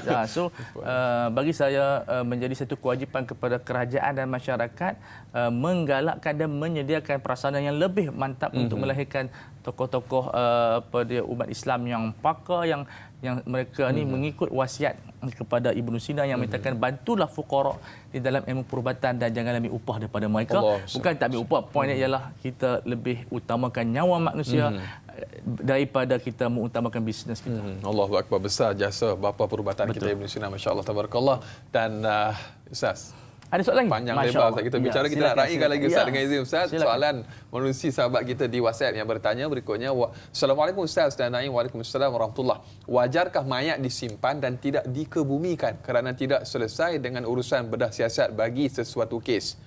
Apakah yang harus dilakukan andai terjadi sesuatu yang aib bagi jenazah, contohnya berulat dan lain-lain? Adakah mayat perlu dimandikan dan disembahyangkan lagi bagi mayat yang disimpan? Syukran Ustaz, soalan. Saya rasa mayat itu perlu dimandikan dahulu sebelum buat postmortem. Kalau benda itu mengambil masa lama, itu lebih baik. Ya, sebab kalau ulat tu kita boleh cuci dan seumpama dan kena tutup aib tersebut. Dan saya tak pasti apa prosedur yang berlaku, tapi saya kira bila itu saya buat untuk derma organ kajian bersama dengan profesor saya di UM. Iaitu sebelum nak serahkan mayat itu ke pihak hospital, dilakukan dulu upacara jenazah mengikut agama masing-masing. Tapi Islam kita tak bagi, orang Islam tak adalah. Tapi dalam kes postmortem ini better kalau mereka mandikan dahulu. Kalau takut ambil masa yang lama. Tapi kalau masa sekejap tak apalah. Tapi kalau mengambil masa yang lama, better kita mandikan. Kemudian kalau ada apa-apa kotoran kita cuci selepas mandi tersebut dan kemudian boleh sembahyang terus setelah mana dia selesai daripada postmortem tersebut. Ya. Allahu akbar, mudah-mudahan terjawab persoalan. Dan berikutnya Ustaz, di WhatsApp juga bertanya sahabat kita, jika mangsa kemalangan tragik sudah selamat dimandikan dan dikebumikan, tetapi selepas beberapa hari ada bahagian anggota yang dijumpai, bagaimanakah pengurusannya? Perlukah dimandikan anggota itu dan dikuburkan asing atau bagaimana Ustaz? Dimandikan kemudian ditanam pada sebelah kubur itu. Pada korek kubur tak boleh lah. Kita tanam sebelah aja Ustaz. Allahu akbar. Selesai tanggungjawab kita Ustaz. Masya-Allah tabarakallah. Dan demikianlah antara perkara yang kita bincangkan ataupun kita bahaskan dalam bidang ataupun fiqh forensik ini Ustaz. Banyak perkara sebenarnya yang sangat sebab dia melibatkan kemanusiaan. Manusia ni, kalau khinzir, saya belajar daripada trainer kita di JAKIM, khinzir menghasilkan 185 produk. Allahumma salli ala sayyidina. 180 produk saya sama ada kita sedar ataupun tidak Ustaz. Ya, banyak bisnes yang berlibat ke situ. So manusia pun tidak kurang hebatnya, dia punya, kita di sana ada dia panggil bank manusia. Bank manusia. Daripada manusia ni kita ada bank mata, bank tulang, bank kulit, bank darah, bank sperma. Tapi sperma diharamkanlah dalam Islam. Melainkan untuk free untuk suami isteri saja boleh yang masih hidup. Tapi kalau seorang tu money banyak sangat, derma tak boleh lah. Jual, tak boleh Ustaz. Dikomersialkan Ustaz. Allahu akbar. Allahumma salli ala sayyidina. Dan sikit Ustaz, mungkin Allahumma salli ala sayyidina, sebelum tamat di TV3 Ustaz, ada yang bertanya tentang persoalan mengenai caesar atau pembedahan bagi ibu yang terpaksa menyelamatkan si anak kerana komplikasi tertentu Ustaz. Jadi, itu apabila dia dulu sebab kita katakan sains ini orang kata tidak berkembang, mati banyak ibu. Lepas tu diberi pilihan nak gugurkan mayat ke ataupun nak gugurkan janin ke ataupun nak hidupkan ibu. Mesti kita hidupkan ibu dan kita suntik bagi anak itu mati. Tapi sekarang ni ada Caesar bila janin tu terlampau besar. Jadi itu diharuskan kita buat pembedahan untuk selamatkan dua-dua nyawa. Tapi mungkin di pendalaman tak ada untuk buat operation dan seumpama dengan dia, ketika itu nyawa ibu lebih penting. Sebab ibu tengah hidup. Mayat janin tu belum tentu dia keluar hidup ataupun mati lagi. So al-yaqin la yazulu bisyak. Maksud yakin tidak gugur dengan keraguan. So kita kena utamakan yang yakin hidup dulu. Sebab mak dia confirm hidup tengah sakit mak anak, tapi dalam tu belum tentu keluar hidup lagi. Maka keseluruhan ulama moden bersepakat boleh dibunuh, bukan dibunuhlah, digugurkan. Bunuh tak sedap istilah tu. Digugurkan anak tersebut, janin tersebut, untuk menyelamatkan ibu kerana ibu tu boleh mengandung pada masa akan datang. Allahu Akbar. Betapa luasnya ilmu fiqh ni, masya-Allah tabarakallah, dan kita belajar tentang fiqh forensik. Dan Ustaz, mungkin sebagai terakhir kita nak raikan sahabat ataupun saudara kita yang membuat panggilan di membuat panggilan telefon. Ustaz, sebagai terakhir mungkin kita boleh raikan. Halo, assalamualaikum. Waalaikumsalam warahmatullahi wabarakatuh. Ustaz. Ustaz dan Dai, setelah keluarlah tanya lah semua. Saya Haji Tukinon, Haji Muhammad Saleh daripada Skudai. Okey, baik. Ustaz, ada 3 soalan. Minta maaf. Ya. 3 soalan boleh nak tanya Ustaz. Kalau atau mayat berumur lebih daripada 80 tahun, umur tak panjang lah, Ustaz, adakah perlu forensik atau kena buat pembedahan? Satu. Yang kedua, Ustaz, kalau saudara mara dia tak bagi nak buat forensik atau nak pembedahan, adakah boleh dibuat, Ustaz? Dan yang ketiga ini soalan, ini masalah baji, Ustaz. Kalau mayat kadang kena baji, adakah oleh sebab dia kena forensik, kena belah ke apa, mayat tu marah, jadi kita kena baji betul ke atau macam mana? Itu aja soalannya. Mayat marah. Yang tahu jangan Sama-sama. Waalaikumsalam.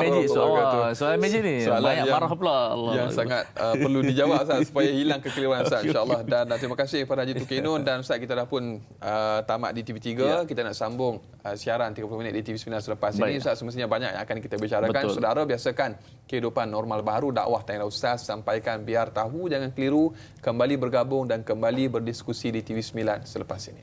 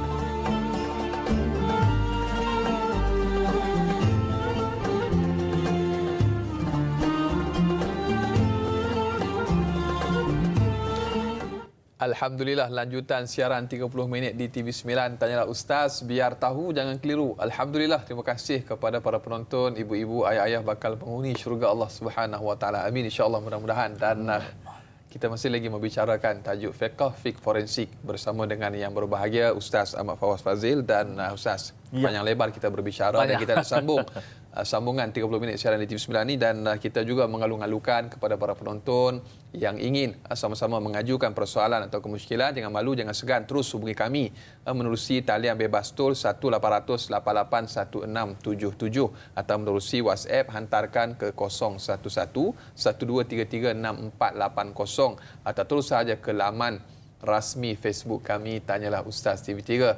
Dan jangan lupa bagi yang menonton menerusi FB Live, tekan butang kongsi, kita sebar luaskan. Mudah-mudahan kita sama-sama beroleh keberkatan dan juga manfaat daripada perkongsian yang kita sajikan pada hari ini, insya-Allah. Dan Ustaz, kita nak raikan soalan yang diajukan sebelah tadi oleh pemanggil kita Haji Tukinun. 3 soalan yang diutarakan tentang mayat yang telah pun berusia dalam usia yang agak lanjut, apakah diperbolehkan untuk kita melakukan ujian forensik, dan juga yang kedua tentang waris yang tidak membenarkan. Kemudian yang ketiga tentang badi mayat ataupun badi semati. 3 soalan. Ya, postmortem ini tidak terikat bounding dengan umur. Manakala diperlukan untuk mengetahui kes jenayah, maka ya diharuskan. Jadi tak ada istilah ini umur atau mayat baby 5 tahun pun kita boleh laksanakan, kerana kita nak tahu siapa penjenayah ini. Itu tidak ada isu dalam syariah. Yang masalah keluarga tak memberi itu boleh ada hak keluarga kalau memang tak ada kaitan dengan jenayah. Harta dia tak mau insurans. Tak apalah, tak payah buatlah. Kan? Kami pun dah kaya dah.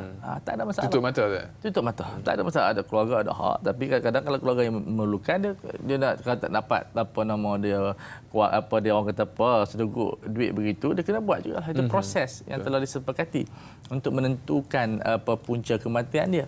Jadi kalau keluarga dah bersetuju yang tidak melibatkan kes jenayah, dia mungkin sakit, mati sakit, tapi kita tak tahu sakit itu yang memberi kesan kepada insurans ataupun tidak, maka keluarga ada hak.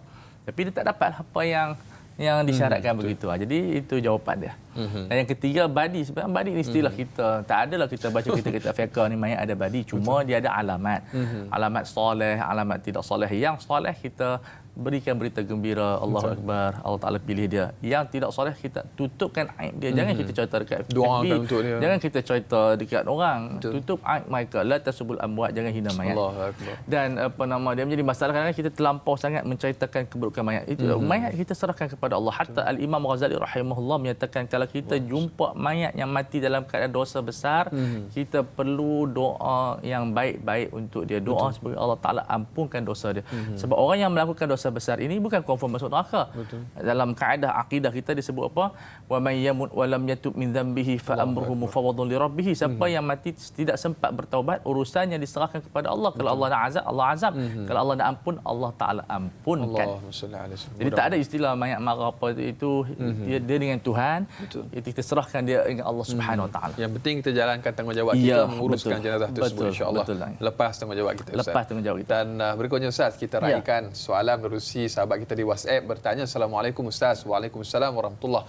Ustaz, bagaimanakah kalau orang yang meninggal di luar negara yang ingin dibawa pulang ke negara kita, adakah jenazahnya akan dikeluarkan semua cecair dalam tubuhnya sebelum dibawa pulang? Kemudian mungkin ada sedikit proses-prosesnya bagaimana, Ustaz? Mungkin boleh Ustaz jelaskan. Kita serahkan kepada pakar perubatan. Sebab kita nak bawa kadang-kadang mengambil masa yang begitu lama. Apa proses yang diberikan dan itu diperlukan untuk menjaga keutuhan mayat, itu diharuskan.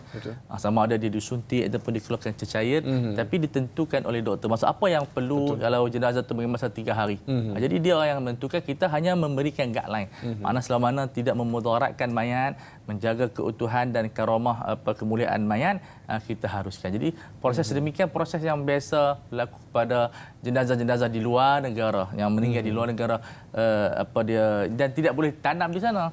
Tapi kalau boleh tanam di sana, dai better tanam di sana. Tak, namun memang kita faham perasaan keluarga nak tengok merupa, tapi kadang-kadang tu yalah mati dah. Zaman sekarang ni kita boleh minta dia kawan-kawan dia yang ada di sana ambil gambar sikit, hantar, kita boleh tengok meredakan dia ataupun buat live tengok di situ, jadi meredakan sedikit. Jadi aulanya semua ulama sepakat tanam di tempat dia meninggal. Amalkan di tempat-tempat yang dilarang orang nak ditanam di situ. Atas arahan peraturan itu dibaliklah sebab itu dia keperluan. Tapi negara yang kita boleh tanam di sana, Allah Akbar, jadi kita tanam saja di situ. InsyaAllah Allah Ta'ala lebih jaga baik daripada kita. Ada hikmah mungkin yang terselindung di sebalik perkara tersebut. Dan berikutnya, Ustaz, juga di WhatsApp kita raikan soalan sahabat kita. Assalamualaikum Ustaz dan Da'i. Waalaikumsalam warahmatullahi. Bagaimanakah dengan orang lelaki yang menukar jantina tetapi tidak mengaku asal lelaki yang menderma organ setelah meninggal dunia? Ini rumit sikit, Ustaz. Bagaimanakah untuk menyempurnakan jenazah ini? Biar tahu jangan keliru, dah keliru sangat dah ni. Allahu Akbar. Allahumma salli ala sayyidina. Baik, hukumnya lelaki atau wanita yang menukar jantina, hukumnya tetap dia ajak lelaki.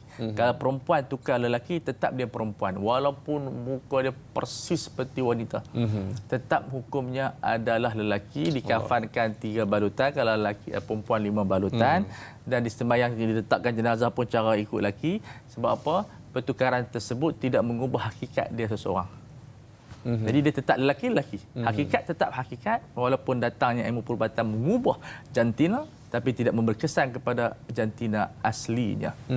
Dan pengurusan jenazahnya juga Ya, seperti tak biasa. kalau lelaki, masa kata dia perempuan, kita tak pakai pada disunatkan, tak pakai serban pun. Tapi orang Malaysia dia suka pakai serban, tak apalah. Tetapi disunatkan, memang kosong begitu, dibalut 3 balutan. Jadi itu apa dia, benda yang patut difahami. Walaupun rupa dia sudah perempuan, tapi kita mohon kepada Allah, Allah Ta'ala ampunkan dosa dia. Tak adalah istilah macam tengok cerita drama ke muka biru. tak ada, insya-Allah. Allahu Akbar. Dan kita berdoa juga Ustaz, dan juga kita berharap, kita memohon kepada mereka-mereka yang mungkin berada dalam keadaan semikian, kembalilah kepada Islam, kembalilah kepada ajaran Nabi sallallahu alaihi wasallam, bertaubatlah kepada Allah Subhanahu wa taala. Allah Maha penerima taubat. Betul. Saya nukilkan kata-kata Imam Ghazali, man arafa nafsahu arafa rabbahu. Kenali diri anda sebagai seorang lelaki, sebagai seorang wanita, pasti kamu akan kenal pencipta kamu. Allahumma salli ala sayyidina Muhammad. Mendalam Ustaz. Allahu Akbar. Tak sempat nak orang, kita nak raikan Ustaz. Pemanggil yang berikutnya di talian pada ketika ini. Halo, Assalamualaikum. Halo, Assalamualaikum. Waalaikumsalam. Ya, siapa di talian? Saya Muhammad. Okey. Ya. Muhammad bin. Silakan tuan. Silakan tuan. Ada satu cara mandi saya sekarang ni. Dia kata dia masuk. Rusuk dia jalan agama. Tak meruang. Mayat tidak masuk, tidak basuh buntutnya. Dia cuma gaya. Apa tak? Apa hukum tu? Tidak baik atau mani-mani. Kita aja. Baik, terima kasih tuan yang bertanya, Tuan Muhammad yang bertanya. Dan walaupun dalam keadaan yang sedikit kekangan, mungkin ada masalah teknikal, tetapi yang saya jelas soalannya ialah mayat yang tidak dibersihkan ataupun dicuci, dimandikan dengan sempurna, mungkin dalam keadaan punggungnya ataupun keadaan adalah sulit tertentu yang tidak dibasuh dengan bersih untuk proses forensik. Ustaz, mungkin sedikit komen pada Ustaz. Ya, dia kalau belum sempurna mandi jenazah, katalah dia orang buat tak sempurna, kena sempurnakan. Basuh pada kawasan yang kata air tak sampai, cuci najis dia, bersihkan. Masa kita lepas buat postmortem, buat semula. Supaya kita buat apa dia mandi dia adalah satu kewajipan selagi tidak ada halangan di sana. So kalau ada apa-apa yang kurang, sempurnakan selepas buat postmortem. Allahu Akbar. Mudah-mudahan terjawab persoalan kepada pemanggil kita yang bertanya sebentar tadi. Dan kita nak bicara panjang lebar lagi Ustaz, forensik ni Ustaz. Tapi sebelum tu kita nak berehat dulu Ustaz. Kita nak meredakan tekanan dulu. InsyaAllah kita nak sambung selepas ini.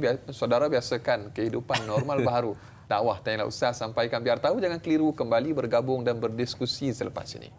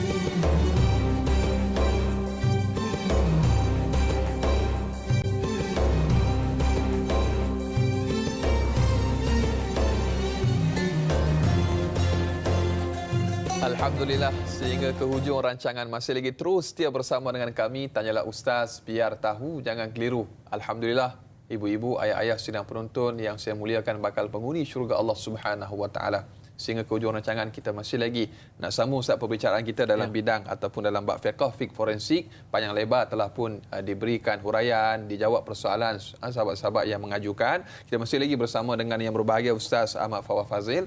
Dan Ustaz, kita nak raikan lagi soalan menerusi sahabat kita yang bertanya. Tetapi sebelum itu Ustaz, mungkin sedikit komen daripada Ustaz tentang forensik haiwan. Mungkin ramai lagi yang tak tahu, sebab terkadang ada juga isu-isu binatang ternakan yang mati. Kita nak buat ujian terhadap haiwan tersebut, sama ada dia racun ataupun tidak. Jadi perlu kepada ilmu forensik ni Ustaz. Sikit pada Ustaz. Ya betul Daing, sebab kadang-kadang dia melibatkan nilai wang. Sekarang ni macam belah kucing harga beribu-ribu. So kemungkinan ada orang racun. Menangis tak berlagu tak? Ya, sebab sayang kucing tersebut. Jadi dengan nilai yang begitu tinggi tersebut, sudah tentu kita ada satu perasaan yang geram kepada siapa yang bunuh kucing ni. Motif dia apa? Ya, motif dia apa. Jadi ada orang racun. Tapi kalau dia mati sendiri tak apa. Tapi ada racun. Jadi ini melibatkan pada binatang pun dia ada hak juga. Sebab itu dalam fiqh Islami kita membicarakan tentang dia panggil nafaqatul bahaim. Makna dia orang yang menternak binatang untuk menjaganya seperti kucing dan seumpama dengan dia mesti ada satu, kita kata, allocate cost khas untuk binatang-binatang dia supaya dia tidak mati kebuluran. Tengok sampai kos makanan dia pun fiqh bincang. Supaya kita bela binatang tak aniaya dia. Jadi dalam forensik ni lebih kita rasa penting, kita nak tahu bukan masalah kalau orang tu bunuh kita nak hukum bunuh dia, tak ada akta begitu, cuma kita nak minta dia ganti rugi balik di atas kerugian kita hadap binatang-binatang yang kita pelihara. Allahu akbar. Punyalah terperinci sampai tahap seperti itu untuk menuntut sebuah keadilan Ustaz. Keadilan ini bukan hanya kepada diri kita tapi kepada makhluk-makhluk yang lain. Allahu akbar. Inilah rahmat yang dibawa oleh Nabi sallallahu alaihi wasallam, rahmatan lil alamin, bukan sekadar manusia, bahkan haiwan juga mendapat tempias keberkatan tersebut. Dan berikutnya Ustaz, kalau boleh kita bicarakan lagi tentang isu tadi. Sebentar tadi kita dah pun jawab tentang isu mayat yang di luar negara yang kita bawa pulang ke negara kita. Kemudian tentang forensik haiwan kita bicarakan sedikit, dan juga Ustaz di awal tadi Ustaz ada menyebutkan tentang isu ataupun masalah kes rogol yang memerlukan kepada kita kajian forensik atau perinci untuk mengenal pasti penjenayah dan sebagainya demi menjaga kemaslahatan kita. Sedikit komen daripada Ustaz. Kes rogol ini isu yang besar. Betul Ustaz. Dia lebih besar daripada merompak harta. Al-Imam Ad-Dardi rahimahullah dalam kitabnya Asy-Syarhul Kabir, Asy-Syarhul Saghir, dalam matan Syarhul Kabir ataupun Syarhul Saghir dalam mazhab Maliki, dia kata apa? Wal bid'u ahra. Merogol, merompak kemaluan itu lebih besar dosanya dan jenayah daripada merompak harta. Sebab itu ulama Maliki mengharuskan hukum pembunuhan kepada perogol. Kerana dia termasuk dalam melakukan kefasadan dalam dalam bumi ini. Maknanya kalau rompak dosa besar tapi rogol dosa besar lagi. Yang menjadi masalah untuk kita nak sabit pembuktian rogol dengan saksi. Saya tak suka lah tak kalau perogol tu je nak rogol depan orang. Sudah tentu di tempat semar, di tempat yang jauh daripada manusia. Jadi yang ada bahan bukti ialah qarinah. Itu sekarang ni forensik, bukti dia, orang tu yang kuku dia cakar dan seumpama dengan dia. Cuma sebab dulu dalam klasik fiqh mereka menyatakan apabila seorang wanita itu mendakwa dirogol dan dia tidak dapat membuktikan dengan saksi ataupun luka-luka qarinah dan seumpama dengan dia, maka kes itu ditukar kepada qazaf. Jadi orang yang dikena rogol itu sebab bincang benda ni, benda yang di Malaysia belum bincang secara tuntas lagi. Jadi menyebabkan orang perempuan pun takut yang dirogol. Sebab kalau kanak-kanak yang dirogol lagi lebih berisiko sebab luka dia cepat sembuh. So kita nak buktikan susah. Jadi dengan bantuan forensik kita dapat membuktikan perkara tersebut.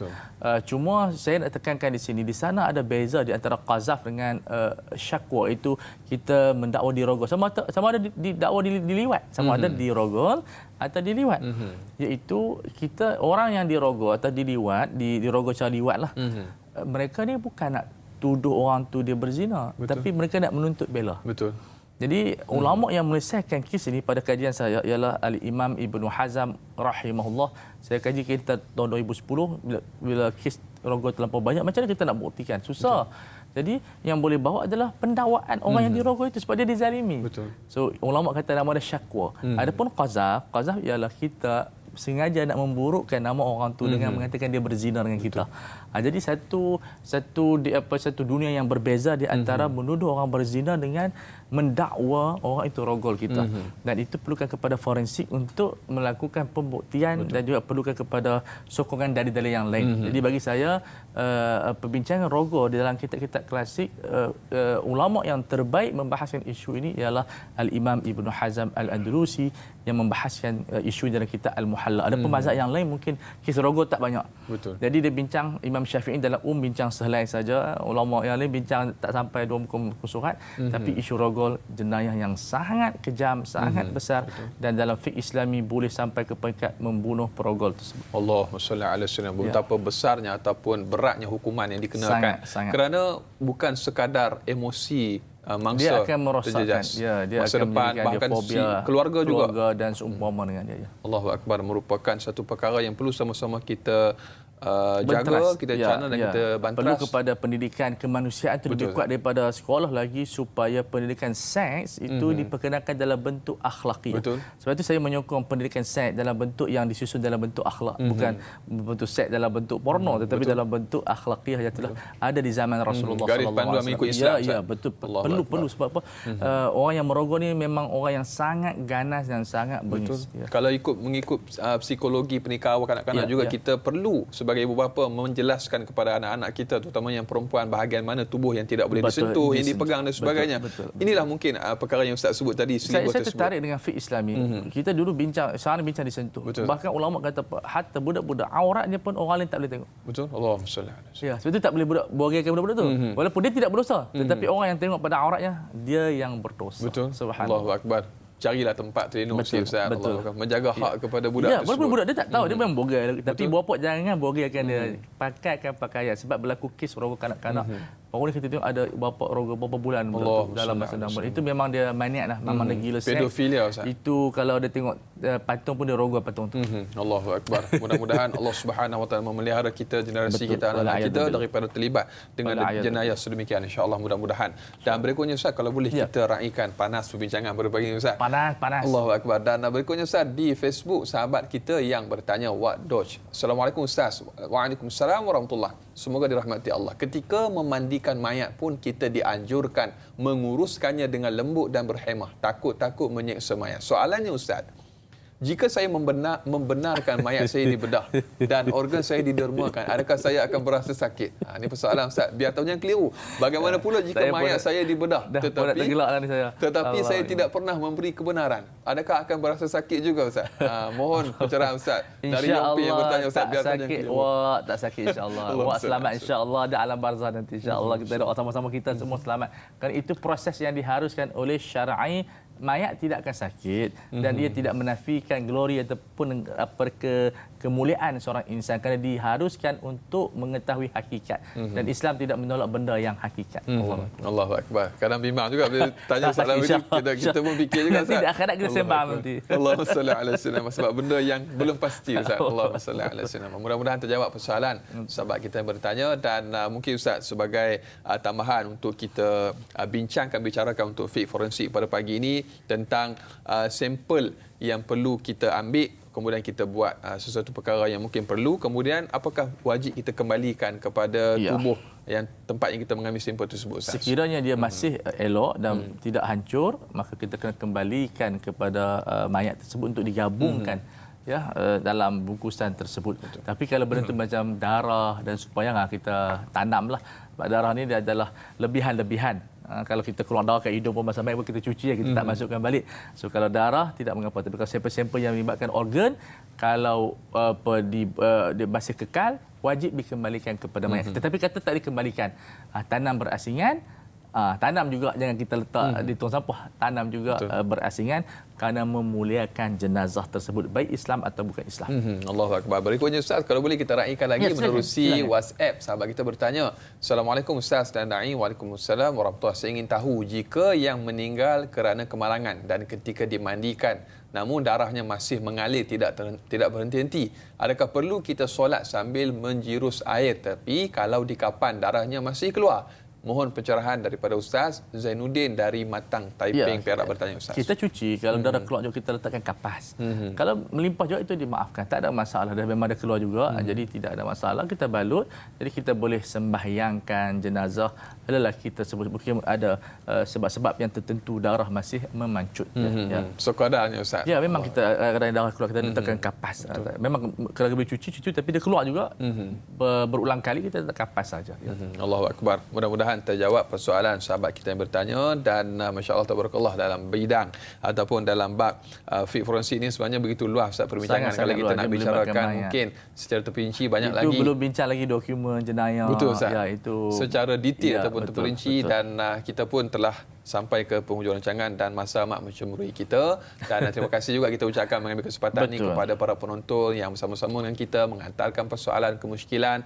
Alhamdulillah, terima kasih juga yang tekan butang kongsi, sebar luaskan. Terima kasih. Mudah-mudahan mengalir pahala yang berpanjangan, insya-Allah. Mudah-mudahan insya-Allah. Amin ya rabbal alamin. Mungkin ada yang tak sempat menonton kita disebabkan kita tekan kongsi tu, sama-sama dapat untuk kita raikan majlis ilmu kita pada pagi. Dan terakhir Ustaz, mungkin sebagai sedikit kesimpulan daripada yang bagi Ustaz untuk tajuk fiqh forensik kita pada pagi ini. Ya, kesimpulan yang saya dapat nyatakan di sini Dai ialah kita semua orang Islam perlu mengambil berat tentang fiqh dalam apa-apa jua bidang sektor yang kita ceburi. Dalam bidang perubatan, dalam bidang perundangan, dalam bidang keselamatan seperti polis, banyak isu polis itu cara nak tembak bila ke semua, meninggalkan sembahyang Jumaat, banyak isu-isu melibatkan politik, melibatkan semua benda. Sentiasa fiqh di hati mereka. Kita kena letakkan di sini. Ini baru fiqh forensik, belum lagi fiqh yang lain. Begitu banyak. Jadi kita inginkan satu kita katakan sinergi yang menggabungkan kepakaran syariah dengan semua kepakaran yang lain perlu disatukan sehingga kita mampu mewarisi bumi ini dengan menegakkan syariat Allah Subhanahu Wa Taala. Itu saja. Allahu akbar. Alhamdulillah. Dan demikian antara kesimpulan yang disampaikan oleh bagi Ustaz untuk topik kita fiqh forensik pada pagi ini, dan kita minta Ustaz untuk mengundang menjemput keberkatan daripada Allah Subhanahu Wa Taala untuk majlis kita. Tutup dengan sedikit doa, mudah-mudahan Allah berkati Ustaz. Insya-Allah. Bismillahirrahmanirrahim. Alhamdulillahirabbil alamin wassalatu wassalamu ala sayyidil mursalin wa imamil muttaqin wa ala alihi wa sahbihi ajma'in. Rabbana zalamna anfusana wa illam taghfir lana wa tarhamna lanakunanna minal khasirin. Allahumma inna nas'aluka 'ilman nafi'a wa rizqan thayyiban wa 'amalan mutaqabbala. Rabbana atina fid dunya hasanah wa fil akhirati hasanah wa qina 'adzaban nar. Wa sallallahu ala sayyidina Muhammad wa ala alihi wa sahbihi wasallam. Walhamdulillahi rabbil alamin. Amin ya rabbal alamin. Alhamdulillah sama-sama Ustaz. Terima kasih yang bagi Ustaz atas kesudian untuk bersama-sama dengan kita pada pagi ini untuk topik fiqh forensik. Dan esok ataupun siaran Tanya Ustaz pada esok hari seperti biasa, jangan lupa untuk sama-sama kita ikuti bersama moderator Dai Fahmi dan juga panelnya Ustaz Muhammad Abdullah Alamin dengan topik sirah sniper pertama Islam. Topik cukup menarik. Sa'ad bin Abi Waqqas radhiyallahu anhu untuk siaran edisi esok Tanya Ustaz. Dan saudara sedang penonton, kita masih lagi berjuang dengan pandemik COVID-19. Jadi terus kita mematuhi SOP yang telah pun dikeluarkan. Mudah-mudahan kita berjaya mengharungi pandemik COVID-19 insya-Allah. Saudara, biasakan kehidupan normal baru dakwah Tanya Ustaz yang sampaikan. Biar tahu jangan keliru. Kita kembali insya-Allah pada siri yang akan datang ataupun episod pada esok hari insya-Allah. Sehingga berjumpa lagi, dengan mencari yang sempurna. Sempurnakanlah apa yang ada kerana tidak ada yang sempurna melainkan Allah Subhanahu Wa Taala. Sekian. Assalamualaikum warahmatullahi wabarakatuh. Waalaikumsalam warahmatullahi wabarakatuh. Alhamdulillah selesai kita 2 jam.